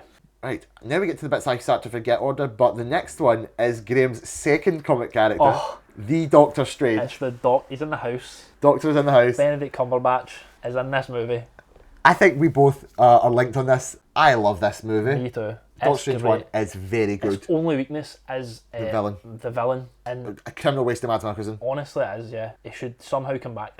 Well, I agree with, there was a theory that I saw, or like an idea that I saw that I'm in love with, which is that he'll come back as like, so like Dormammu will probably be the villain again soon, because they're going back to the Dark Dimension and Claire's there and that. Yeah. Someone was like, oh man, what if like Dormammu like needs like an avatar or something, so he pure possesses the body of Caecilius, and we get Mads Mikkelsen being Dormammu, but also he appears as like comic Dormammu, where he's like a flaming head. That would be awesome, yeah. I think that would be perfect, because we need that. You've redeemed other villains. Tim Roth back, get Mads Mikkelsen back. Red Skull comes back. I think this movie is very good on the visuals. Yes. This really is a statement when they push the visuals. People keep going back to like what they did in this movie, with just like wacky like stuff. It's fantastic. It literally looks like a Ditko Kirby, one of those weird panels from like an early Doctor Strange comic. They really do good Ditko Kirby. The Dark Dimension with just the orbs floating about and that. I'm like, that's really good. It looks exactly like it should. I think this is one of the first movies where they start to push the perfect mix of comic accuracy to adaptation. I'd say so. Obviously elements we can talk about in all the old movies. Yeah. Well, one of the drawbacks some would say is that right now none of the costumes are like super comics. Yes. But in here it gets closer. And when they do, they almost mock it. Like Captain America in the first movie is like, oh man, how silly is this? Like that I'm dancing on this stage. Yeah. In this perfect costume. I'm trying to think about anything that really like did comic. I think it's hard to do a Spider-Man costume bad. That's true. Gonna be good. I like the Civil War suit from the start. It's not my favourite Iron MCU Man's Spider-Man suit. haven't been terrible. They've been good. I love the pre. I'd say pre-Infinity War Iron Man armors are all really good to me. Yeah. Not that I don't like. It's just the bioorganic stuff. But this movie has like long flowing cloak.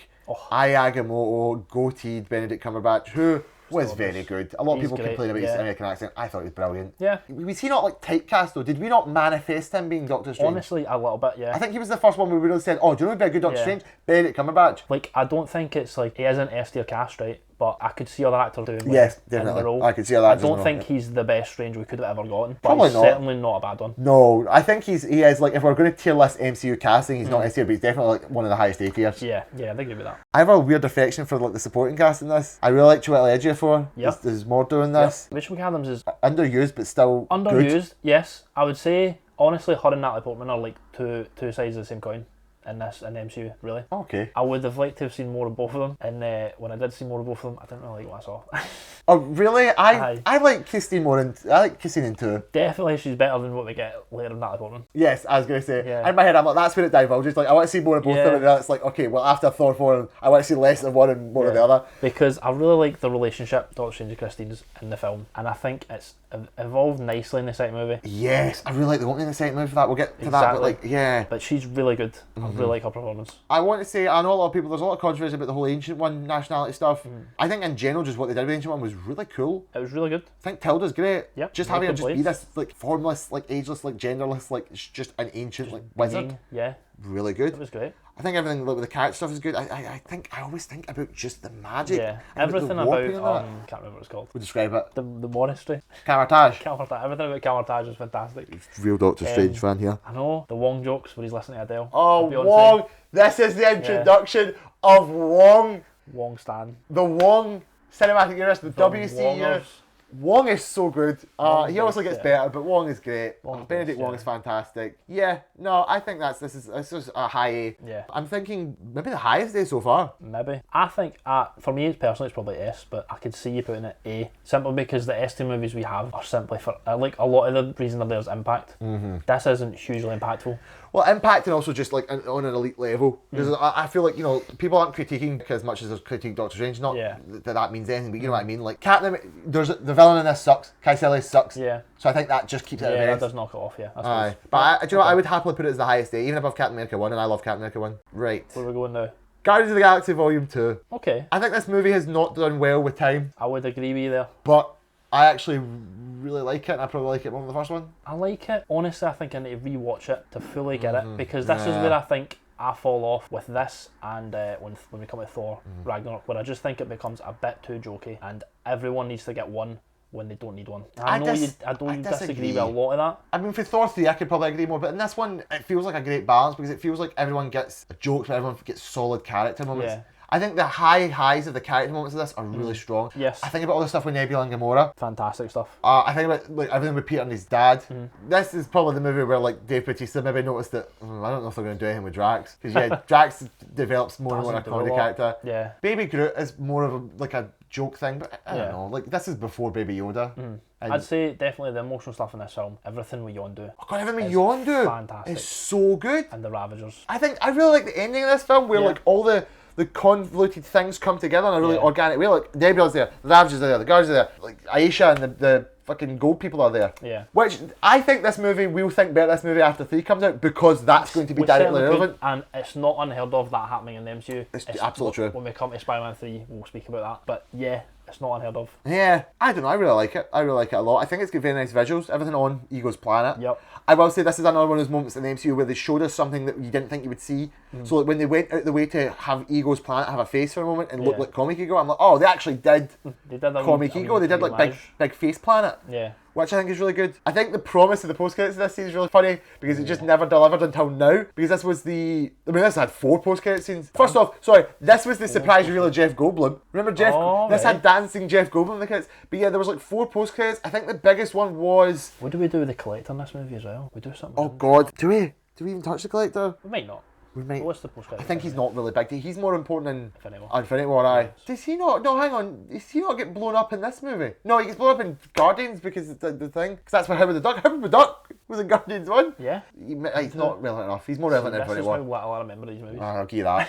I remember the post-credit scene. This one that got me the most was Aisha sitting with the pod.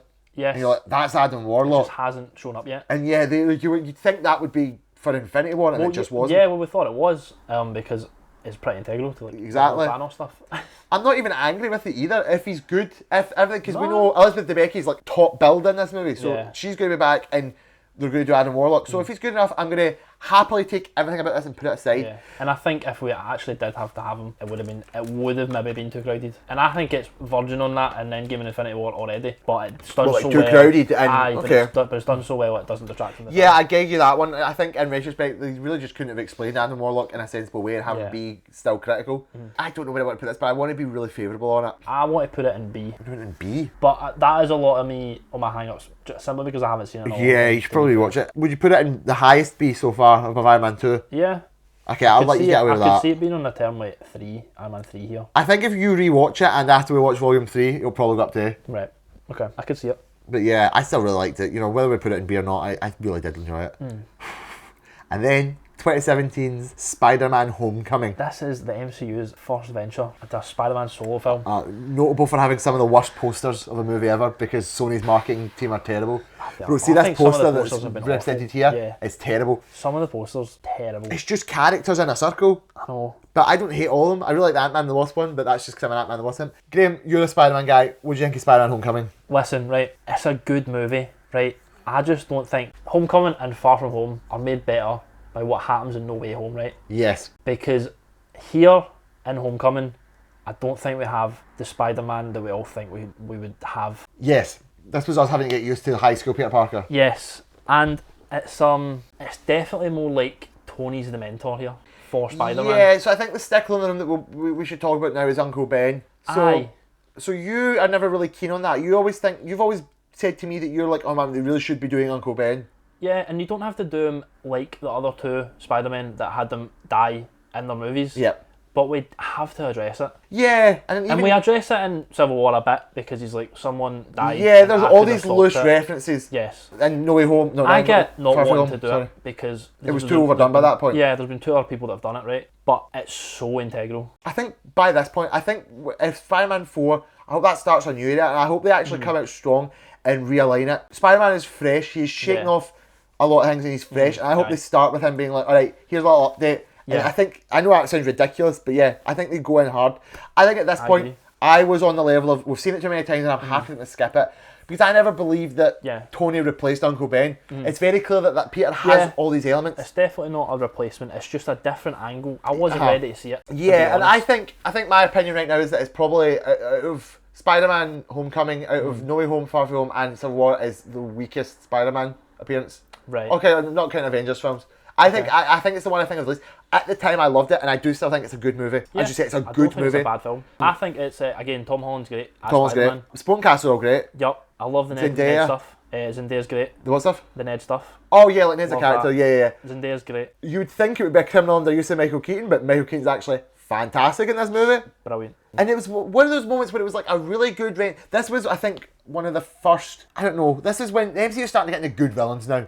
Like Ego was good. Yep. Zemo was good. Yep. And I think Vulture is a good, and it's a great adaptation. It shook off any negative assumption of the Vulture. Yeah. Because when you think the Vulture, you think he's a dirty old man. Yeah. He has some good characters. The storyline where he's getting the money because he's got like cancer or something. Yeah. That's good.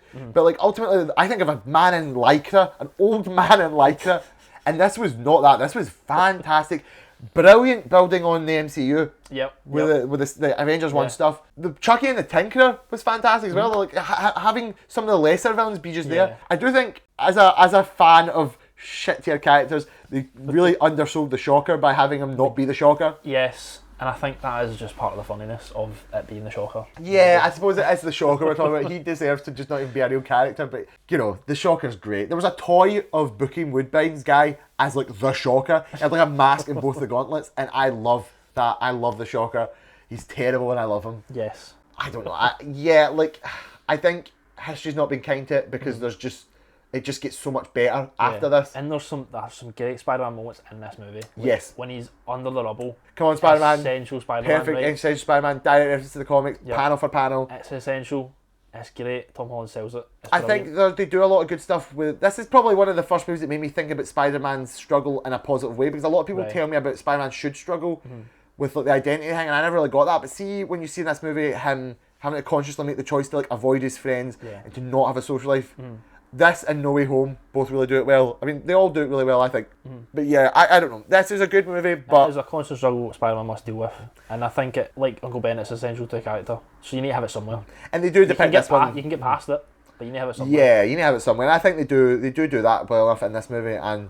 Well, all the movies. But I think it's best done in No Way Home. But I think it's because we'll get to No Way Home, but I think it's because No Way Home really does hit a lot of the It villains. brings everything back. This one, I'm fine putting it in B tier. Okay. I think, I don't know where you want to put it. I would personally put it between Guardians 2 and Iron Man 2, but Okay. I think you would put it less than Iron Man 2. Do you Nah, might I put it could see. C? I could see. No, I wouldn't put it in C. No, it's better than C at least. Okay, that's good. I'll put it between them. Yeah, that's fine. Although, again, much like all the other ones we've mentioned, this is like a certifiably like monumental movie. Aye. Yeah, Yeah. Spider-Man movie, and it was an MCU Spider-Man movie, and And it's it's Sony. like he's with everyone else. Yeah, I like it. Iron Man was in this movie. Yeah. Happy Hogan was in this movie. Oh man, happy. So yeah, John Favreau, we need to shout him out. John Favreau, he's still here. Love him. Love John Favreau.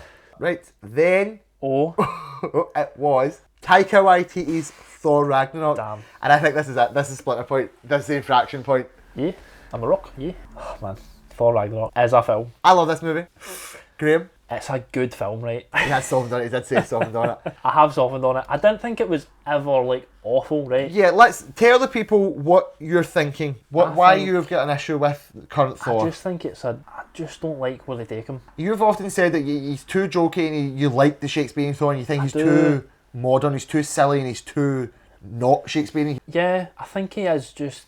I don't think he's taking himself seriously enough. If this was a comic book, they wouldn't write Thor's dialogue in that funny little font that they write his dialogue in Yeah.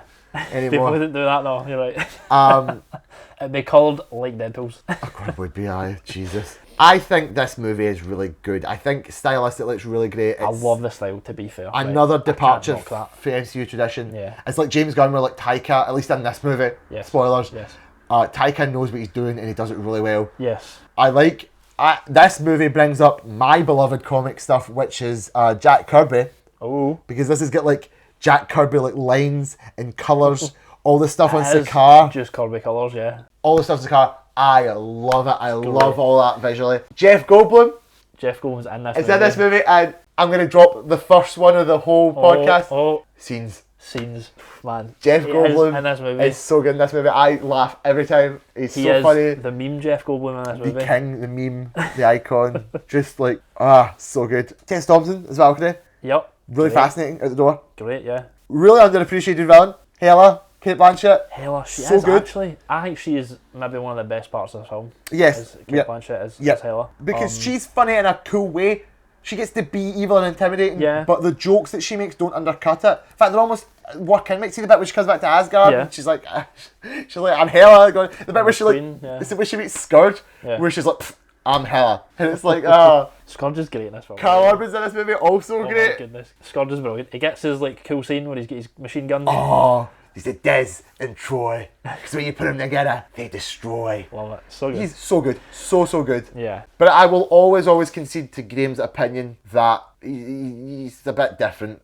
It's definitely different. It's definitely It different. doesn't and- start out that way exactly because in the start, what we're doing, we're looking for Odin, Yep, and it's quite serious, and it doesn't turn till Hela shows up, yep. and then we lose Mjolnir, and we get teleported away. I think that's intimidating. That whole scene's a bit like, oh my god, she's Definitely, like it's it's Sakaar. damn. Sakaar's the foot point. Yeah. When you start putting in Jeff Goldblum, Yep. Korg is in this movie. Korg, yeah. My name's Korg. You're gonna be afraid of me unless you pair of scissors.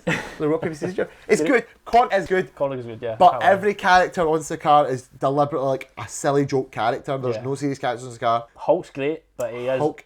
He's just a joke. It's a good Hulk. It's one of the better Hulks. It's one of the better Hulks, but he's very clear like it's funny. Yeah. But I still think he's better than like a lot of other Hulk appearances. Mm. But yeah, everything Sakaar is funny and good for me, but also really pushes the characters away from where they could be. Yeah. I do think the Hulk and Thor fight is really good. I remember Yeah. the ending of this movie is sublime. I think. The ending's really good. Actually, really like the ending. I just don't like the stuff in the middle. Yeah, no, that's fine. That's absolutely Because fine. like we end here, Thor's taking on the responsibility of his dad. Brilliant. That's what we need him to be. So right? mate, the what you got to hammers? Yeah. The needle drop immigrant song. One of the best moments of the whole MCU. Slaps. That should have happened in Infinity War. Really, I think it would have soiled it by using it again. Maybe. It's not like Guardians 2 where they used a chain a couple of Yeah. times, it builds it up. Yeah. Yeah, the ending, Loki, they make up. Loki's in a good, great way. Loki's great in this. And I think the ending was really good because it promised a lot. I do think it's sort of, they immediately throw it away in Infinity War, but even then, they tell you in this movie they're going to throw it away in Infinity War. Oh, throw away. Well, because, well, not really throw it away, obviously the new Asgard stuff, but Yeah. they obviously are like, we're going to voyage out to the stars, Asgard is gone, we're going to see what happens, and then the post-credits to this movie is, we're immediately all dead. Yeah. I suppose, yeah, they're now elaborating on it with New Asgard and like the stuff on Earth, which is fine. So they don't throw it away, but yeah, they We really... might have to see what happens with a different movie because I think they kind of throw something away later. Not with Thor, it's a different character. I think they kind of mess stuff up. So we might need to see that later on if that pays dividends. And Taika Waititi too. No. No, it's a different film. We'll talk about it when we get there. Okay. I need you to remember that because I'm curious now. Okay. Yeah, I still like it. I will concede that it definitely pushes Thor in a new direction. Yeah. I don't know where to put it because I don't think it belongs in A tier, but I would allow it out of A tier. Right. I think personally it's in C for me. Yeah, I can't put it in But C. it's not like a bad. It's just because I don't like the direction here, right? Yeah, I could see it being B because it's a visually nice movie. It does end really well. I like bits of it in a vacuum. What I can do is I can put it at the end of B, Right. and that's the lowest B for you. But Okay. also, as I'm looking at it now, it's now Thor 2, Thor 3 in a row on Right, B. there you go, man. A consistent trilogy. A consistently mid trilogy.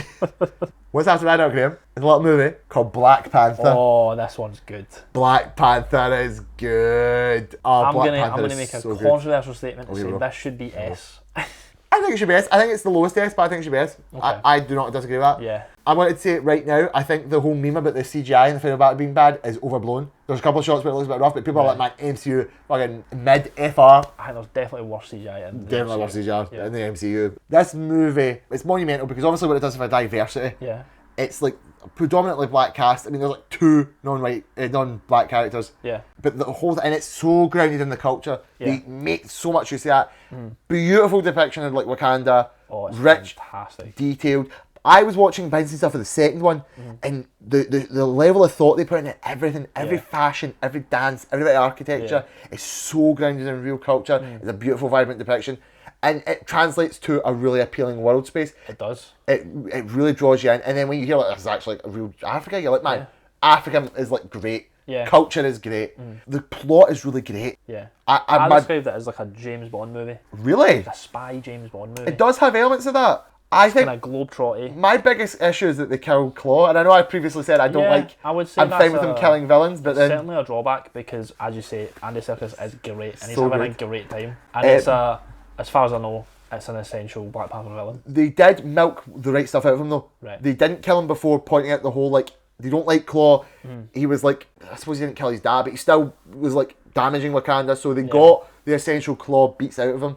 I think the only thing they were missing was like him going hard on the Sonic. But then I don't think at this point in the MCU, I don't think they could have done anything like complete Sonic Ghost Claw. Right. The fact they had an arm cannon was great.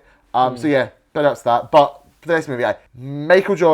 Jordan, he's one of the best MCU. I think he is literally MCU top tier. He's definitely got one of the better reasons to be a villain. Yes, I think he's the first and villain they where you really really sell know it. why he's a villain. Yeah. And you're like, fuck, I kind of think I agree with the villain here.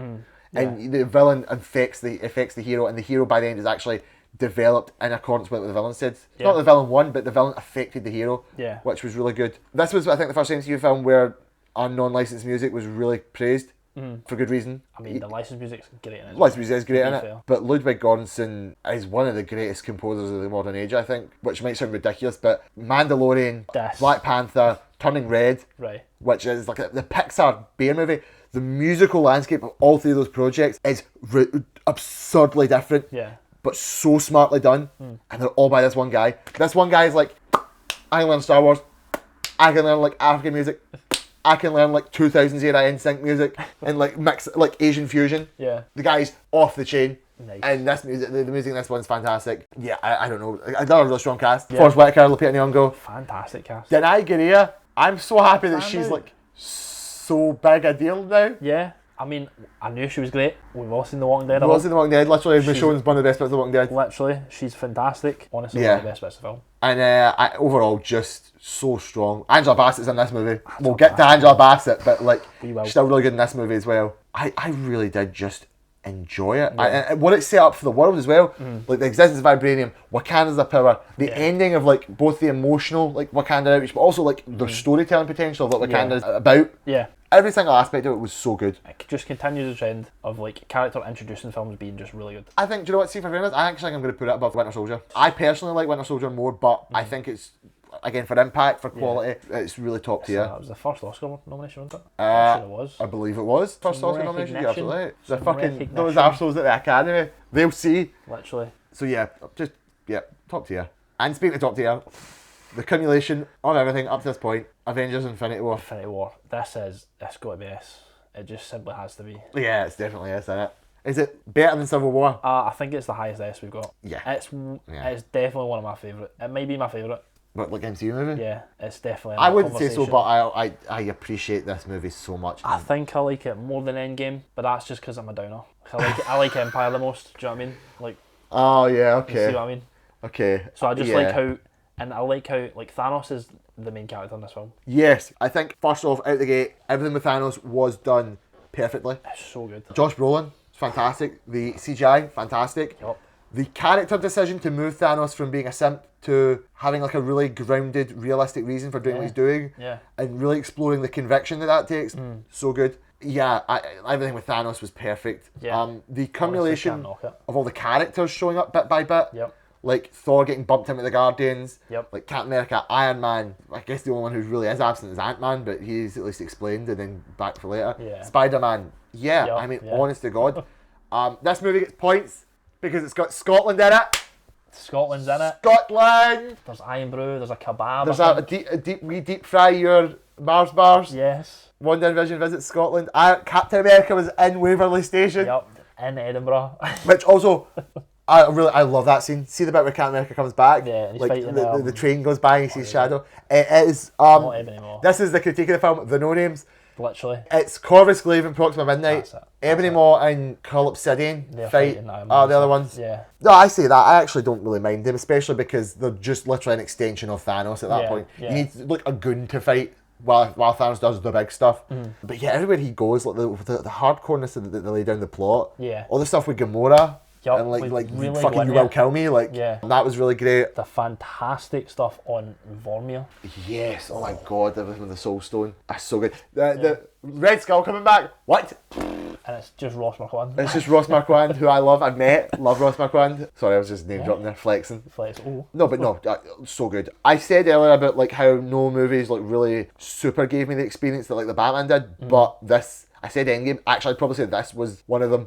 Yeah, that's definitely a peak. The ending of Infinity War, the choice to have it end how it did with the Yeah. villain winning, Exactly. with like everyone dying, fucking Yeah. the death of Spider-Man is like so heartbreaking. Yep. It was, And then we just need to wait. and it just stops. We just need to see what The happens. movie just stops. And that's brilliant. I think it's a really brave choice I think it's a brave choice. for this kind of movie. Cinematically exceptional to Yeah. leave us with that. It was so good at the time, and Yep. it still is so good. Absolutely. I agree what you said earlier. Best depiction of Thor. The what his character does. Like he's in a really great position in this movie. Yeah. I mean, I think most characters are in a really good position in this movie. Even the ones who are not in their traditional places. Captain America's great. Yeah. He's Because- great because he's just. He's doing the right thing no matter what. Yeah. I forgot to mention my favourite MCU jokes. This movie has one of my favourite MCU jokes, which is, this is my friend Tree. He goes, I am Groot. And Steve thinks he's being legit. He's like, I am Steve Rogers. Yeah, that's great. Also, I want to say my other favourite MCU joke is with Doctor Strange, with the Mr. Doctor. I don't know why. It's like so Mr. good. Doctor, no Doctor Strange. It's strange. Maybe. Who am I to judge? Yeah, it's so well written, so strong. Another great ensemble movie. The Russo brothers Yeah. in Civil War and in this were like, look, we can be trusted with ensembles. Yep. We know what we're doing. No character really felt like they were missing a step. No. Other than the characters who just naturally do. Like Drax didn't really have a good moment because it's just Drax. Yeah. I will say, I agree that like I think this is Dave Bautista himself, and people are pointing out this is the movie where Drax should have had a moment. Yeah, because its whole thing's like, I want to kill Thanos. Yeah. And he It's just, the whole thing. you know, no. he gets turned into like cubes or something and disappears. Yeah. So that kind of does suck, but you know, it's still so good. Everything it does with all the characters, the scale of it feels epic. The music and the battles and Yeah. the visual choices. We're it moving feels- around a lot. We are but moving around a lot. They don't. It doesn't lose you. I think even with it. Thor's like Vision Quest to get Stormbreaker, like, people Aye. say that's like nah. I still liked it, No, I like that. especially because of, like again. They're devoting time to Thor's character, Yeah. but it's also directly like Thor is probably one of the most powerful Avengers at that Yeah. point. So if Thor can get a weapon and get might back be in able to win it, this. he probably could turn the tide. Yeah. Again, my beloved wifey, Scarlet Witch, didn't mention in Civil War because I'm an idiot, but Scarlet Witch's stuff with Vision, especially at the end, Yep. and then the heartbreaking Thanos just like undoing it. Oh, it's so brutal. It's so brutal and so brilliant and so good for all the characters. Yeah. And yeah, definitely SSS tier at this point. Absolutely. Definitely the peak of the horizon. Oh, and now we're out in the dip of the horizon for Graeme. Oh man. I don't know. Ant-Man and the Wasp. Ant-Man and the Wasp is one of my top 3 MCU movies, I think. I mean, you watch it again to solidify That is that. a wild statement to me. It's a wild statement. It's a wild statement I think I'm going to make all Top night. 3 Okay, straight there's that movie. I'm going to make a bold statement about that movie that you want to Right. agree Right. with. Personal though. Like I know it's not. I'm not saying Yeah, it's yeah. one of the best things. I'm best, saying it's one of my yeah. favourite 3. I think this movie is really good because it wasn't mired down by the whole Edgar Wright thing. Yeah. But Peyton Reed still shows that he can do good enough. The music was really good. I think the plot was fun and interesting. Right. I think this is going to come back for Quantumania. But like, as I said about that movie, I don't care about things not being the most high stakes if it's presented in a fun way. Yeah. And this is reasonable and understandable stakes because it's everything relating to getting Janet back. Yeah. I think Ghost can be described as a weak villain, but I like her still. Okay. I like that she's also kept alive and almost made a good guy. She's given really understandable motives and is also shown to be like, oh damn it, do you know what? I'm actually being a bit of an arse. I should change. Yeah. I don't know. I really like. I like making Wasp more important. I know Evangeline Lilly's like an issue these days, but like still, I think it's Ant-Man and the Wasp, and it feels like Ant-Man and the Wasp. She's this is her best performance. Yeah, definitely. This movie. The scene where she fights the man Walton Goggins. Walton Goggins is in this Is film. that in the kitchen?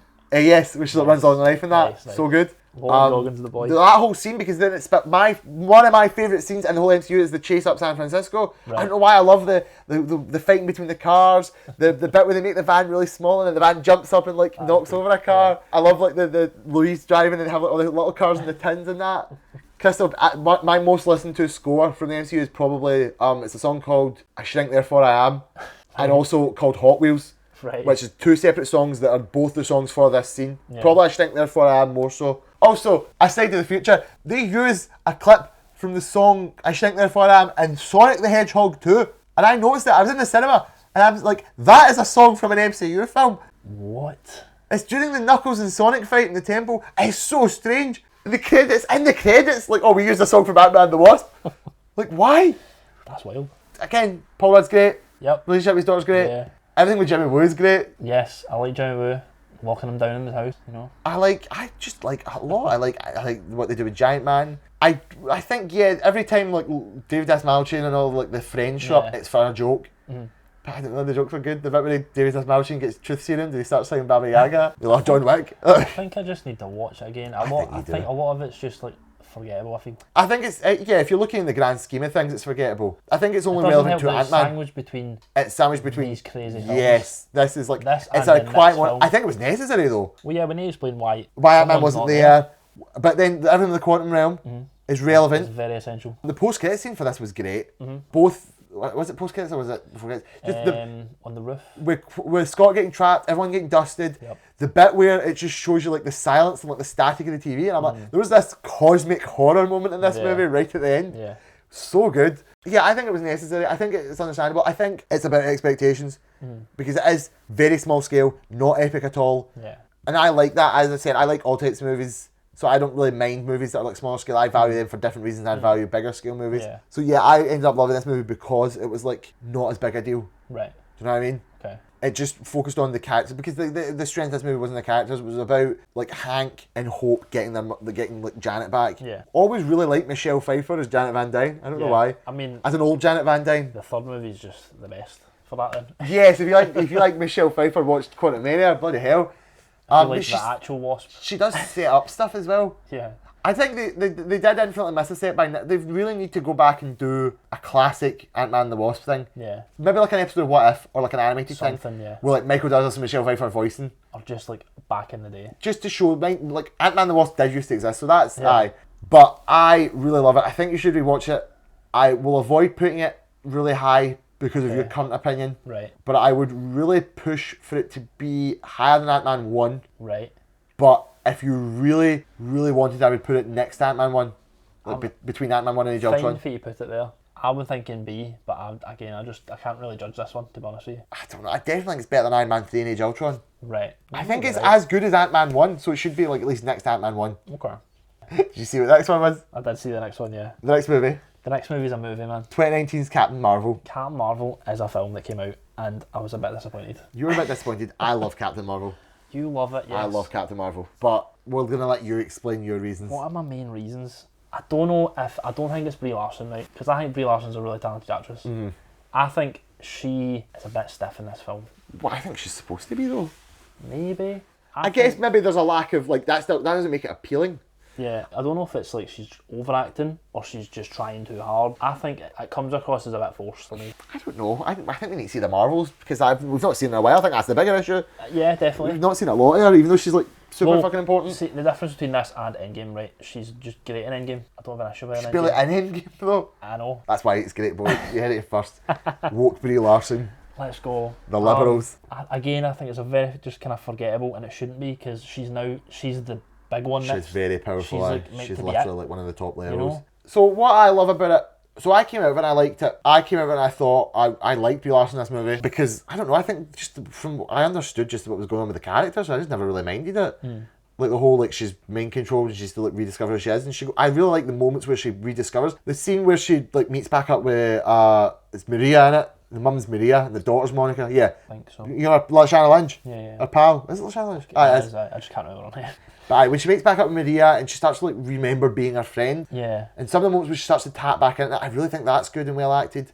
Again, the moments in this, like I think most of the time when she's with Nick Fury, it's good.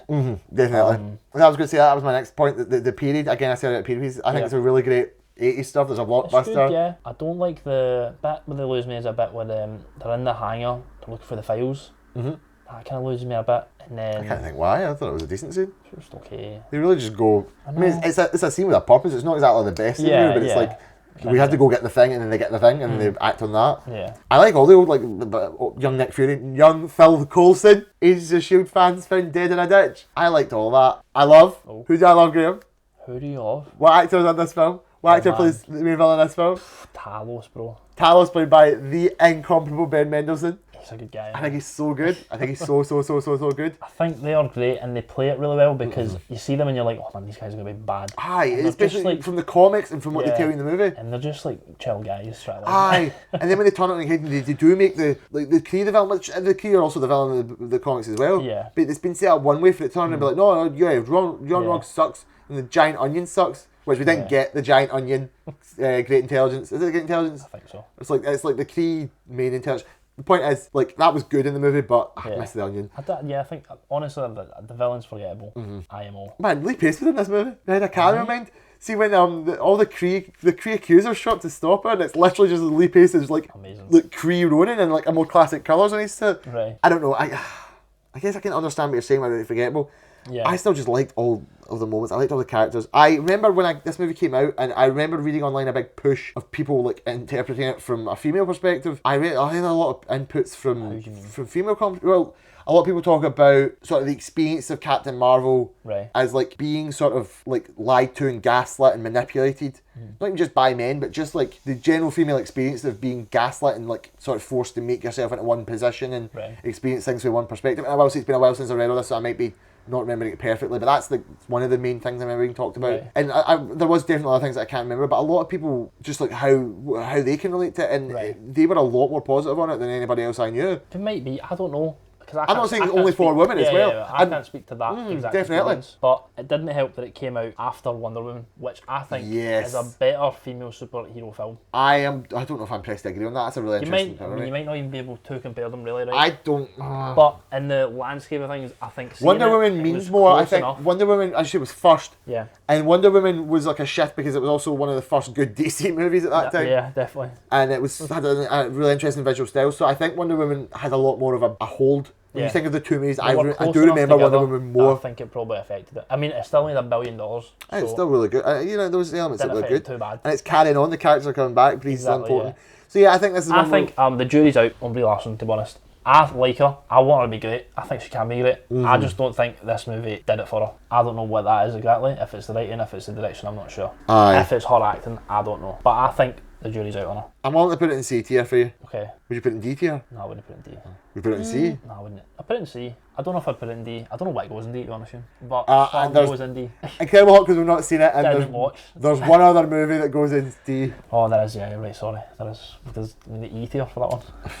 Fucking Z tier. Right. Right, Next and then after Captain Marvel, Avengers Endgame. Endgame is also S tier. It's it's lower than Infinity War for me. I'll put it behind Infinity War for you, even though I like it more than Infinity War. Yeah, I think this movie, whereas Infinity War's all about Thanos, this movie is simply about the repercussions of it. Because Thanos in this movie is nowhere near as good as he is in Infinity War. He's much more just the villain. I think so, but I don't think he needs to be. I agree. His whole character arc is complete now. Yeah, exactly. He's here just because that's how it has to work out. Yes. And the fight with him is great in the end. And we get some amazing moments because of that. But this one's much more about so good. all the characters that he's had from Iron Man 1 coming to their end. Yeah, when I talk about the crossovers, this is the movie that has the most, like, Yeah. so many good moments. Like, the little throwaway, like, oh man, like, Hank Pym was at Captain Lehigh and here's the astonishing Ant-Man helmet. Yeah. You're like, so good. Like, the other bit where he sees Peggy, but then that's also set up as well. Yep. Just every moment that character... Tony gets his dad. Great. It's just To fantastic. be fair, that whole scene, the whole, when they go back to Yeah. Captain Lehigh, that's got the Stanley cameo. Yep. Was that the last Stanley cameo? No, I think they'd filmed one after this, maybe. I don't remember him being in Far From Home. This might be the last one. It might be. I think they've done. There's maybe one more later. But yeah, like the way all the characters slowly came together. Like Captain America, Captain Marvel rescuing Iron Man and Nebula, and like sort of how the Guardians would piece by piece come back, but also the ones that are missing. The way each person gels more and more is fascinating, because it's almost as if sometimes some of these characters that you know are going to come together have to just get thrown together. Yeah. And that was this. There's been a giant tragedy, and now Captain Marvel gets to meet Iron Man, gets to meet Captain America, gets to meet Thor, gets to meet the Guardians of the Galaxy, gets to meet Ant-Man. There was some really cool team ups in this film, yeah. Yep, definitely. I will say I understand where Thor goes, right? I think his turns really fast. I don't agree. No. I think Thor, a lot of people complain about Thor. Actually, I guess people are a little bit unhappy about the whole way he gets really fat and like depressed. And That's fine. I understand do that. understand where he's come from, and I enjoy it to a degree. I think the power of his scene with his mum It's a powerful scene. is so good. Let's be frank about something. We've been teasing it slightly. Go on. Thor in this movie is ranked absolutely worse because of, shall we say, a later movie. I think what if they'd have done better with Thor in a later movie, it would have made this one even better, because they set off on, because he wasn't really whole again by the end. He'd got confidence back. He got the belief back in himself. And he fights in the final battle, but he's clearly like, I'm going to go with the Guardians to find myself because I'm not there yet. Yeah. I'm still coming back. I really, really like Thor. I think he's better than Infinity War as a Thor, but like, I think he's got a really great character in this. He's definitely like one of the characters you can see has changed a lot. Yeah. Due to the result of Thanos. And you can, straight away in this film, you don't expect to happen what happens.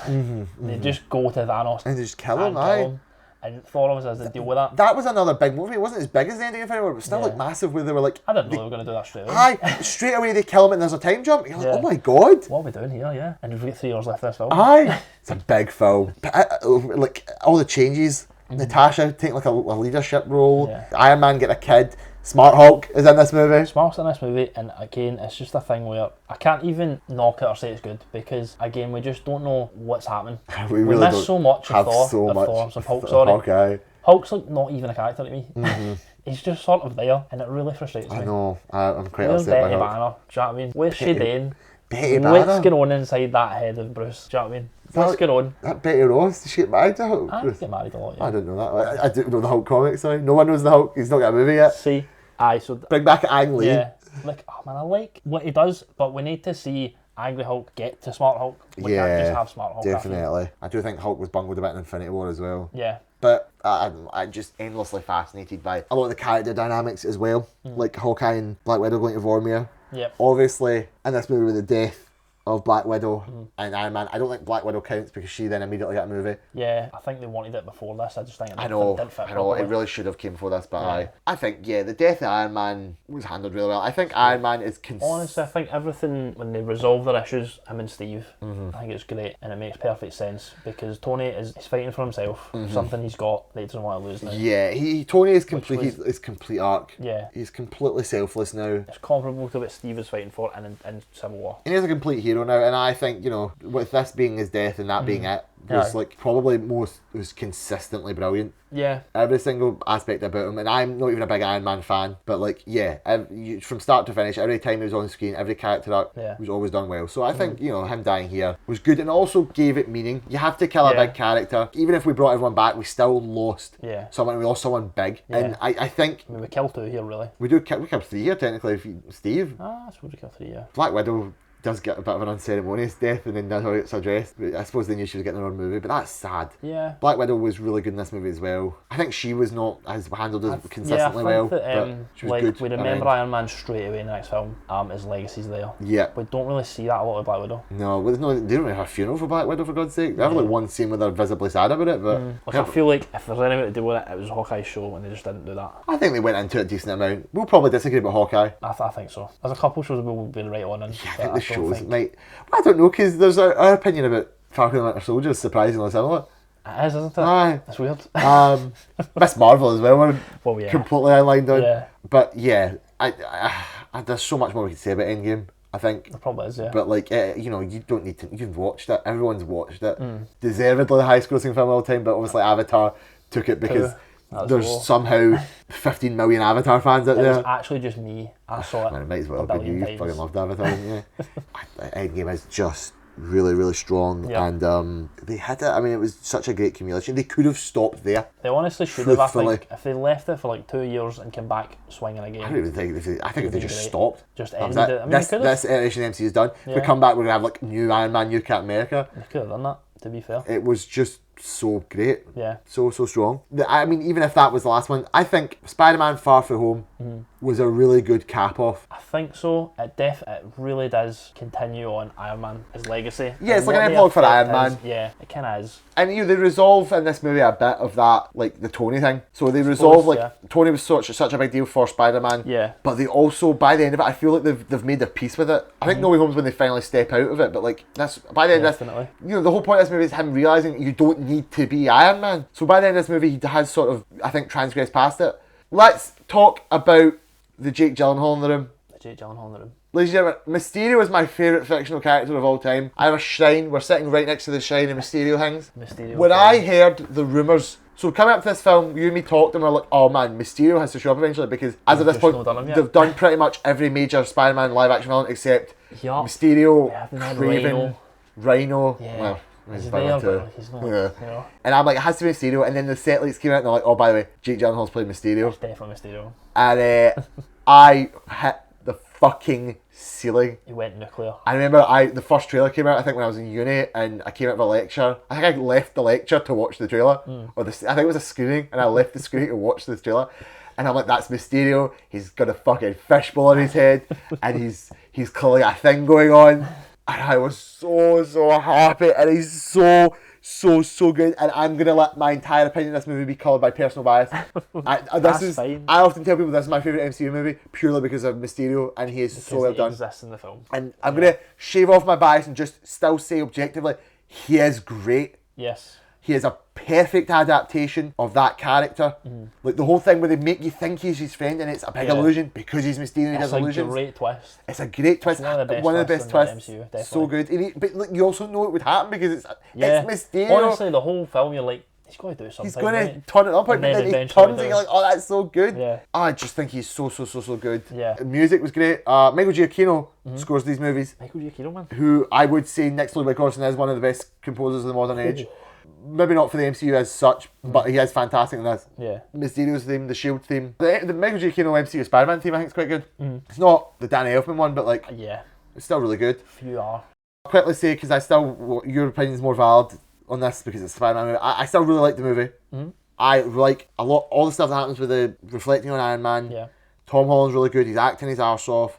It's a bit of a shunt, but I like the shift to Mary Jane. Right. Zendaya as MJ as Mary Jane. We're doing. Well, she's not doing Mary this. Jane, obviously, but we're doing this, and I think Zendaya's really good. Yeah. I feel like a lot of great Spider-Man moments. Yeah. Spider-Man like having to sacrifice his personal life to do the hero stuff, and like he gets the win, he gets to MJ at the end, and MJ's on his side. Yeah. But the bit where they bring up the spider sense is more important in this movie, the Peter Tingle, Peter Tingle, yeah. and the bit where he like catches the gun, the whole sequence in the Tower Bridge. Yeah. So good. It is really good. So I Some am wonderful going to stuff. think highly of this movie at the end, and I think a lot of people these days seem to weirdly critique this movie, and I don't know why. Maybe they're more on my line of thinking. Probably. Maybe. And plus, Maybe. No Way Home it's such a blow out of the water moment, but this is one of my favourite MCU movies. And I think it's definitely better than. Yeah, I think it's better than Homecoming. I actually think the villains are just as good as each other, to be honest. yeah, I think Vulture's very strong, and I think Mysterio's very strong. I only like Mysterio more because I'm a whore. I don't know why, I don't really like Spider-Man not in New York. That might be a detractor of this film for me for some reason. I mean, maybe that's I don't know. a bit petty. It is a bit, honestly, that seems a bit petty. to be fair. So I could definitely concede that back. But it's just a continuation of like, it's not the kind of Spider-Man I wanted, and that's colouring my view of it. I do think though, like know what I mean? from Homecoming to this to No Way Home, it's a natural progression. It's a great progression. It is, yeah. All the stuff with Tony's great because he does see him as a mentor in this version, and he deals with that in a good way until he doesn't, and he gives his glasses away because he just can't. I don't know. He can't. He's not ready for that responsibility yet. Well, yeah, aye, but then I think it's nice because it's him giving away the glasses is. I don't want to be Iron Man. Yeah, it's That's framed more in a of it healthy is. way. Yeah. And that's again like a lot of people are also complaining about him being like Iron Man Jr., which I never think he ever was. He's manipulated. I think masterfully by I Mysterio. oh, my massive manipulation by Mysterio. Just Jake Gyllenhaal. Jake Gyllenhaal is really good as well as Mysterio. Yeah. Yeah. I mean, I don't know what else you've seen him in, but that is no surprise. I've seen Jake Gyllenhaal in a lot of things. Yeah. Prince of Persia. He's good in that, sure. It's really underrated film. Prince Sure. of Persia is so good. Ben Kingsley, Prince of Persia. I've seen him in other stuff, I just can't remember that, which is annoying, unfortunately. Yeah, it really handles the core theme really well, I think. Yeah, so the main, like, honestly, it's just like not mentioning Uncle Ben. He loses his suitcase. This is a really hang up for me, right? Oh, This here is we like go. nitpicky, but that's really. He does me. lose the Uncle Ben suitcase. He loses his suitcase, and it's a non-issue for Aye. like some ungodly level for some reason. I think it's because it's the one real concrete evidence of Ben But we've he's seen. there, yeah. Yeah. I think I'd be more annoyed if I was Peter Parker and I lost Uncle Ben's suitcase. I'd be more annoyed with this if I hadn't seen No Way Home, and they do. I think they lean into Yeah. that even more. Well, that's the great thing about time, I guess. Is Like, because time- after we see No Way Home, it makes everything a bit easier. Yeah, and I think this is another one where, see, when Spider-Man 4 comes out, if they Yeah. make the right choices going forward with Spider-Man, again, everything will feel better. Well, we might get to that when we talk about No Way Home, but I think if they do something radical and different before, I'd be much more accepting of it. Yeah, I think I want this on A. I would put it in A as well, yeah. 'Cause it's definitely better than 1. I think, I'd probably put it between Ant-Man and Wasp and Ant-Man. yeah, I'll let you away with I think that's the spot. Terrible poster again. that. Yeah, Sony's marketing team, just a disaster on all fronts. And that's where we'll cut it for this one, The guys. end. We may have overshot it on our first episode. It's ended up with about 4 hours worth of That's footage. a lot of us talking shite, Yeah, which is just how it is. But I think that's the appeal. I guess so, yeah. You can follow us on Twitter and Instagram at ScenesCast. Yep. We'll be updating there as much as we can. ScenesCast on Instagram. And yeah, thank you very much for listening. Thank you for sticking around. Thanks, guys. Have a good one, and we'll see you in the next episode. Scenes is a fan-created podcast. We have no affiliation with any of the brand studios or properties mentioned. All views are our own. Produced and edited by my partner, Rebecca. Music is provided by Epidemic Sound, and the cover artwork was commissioned by Rhiannon Kagoe on Twitter or Instagram. Okay, nice one.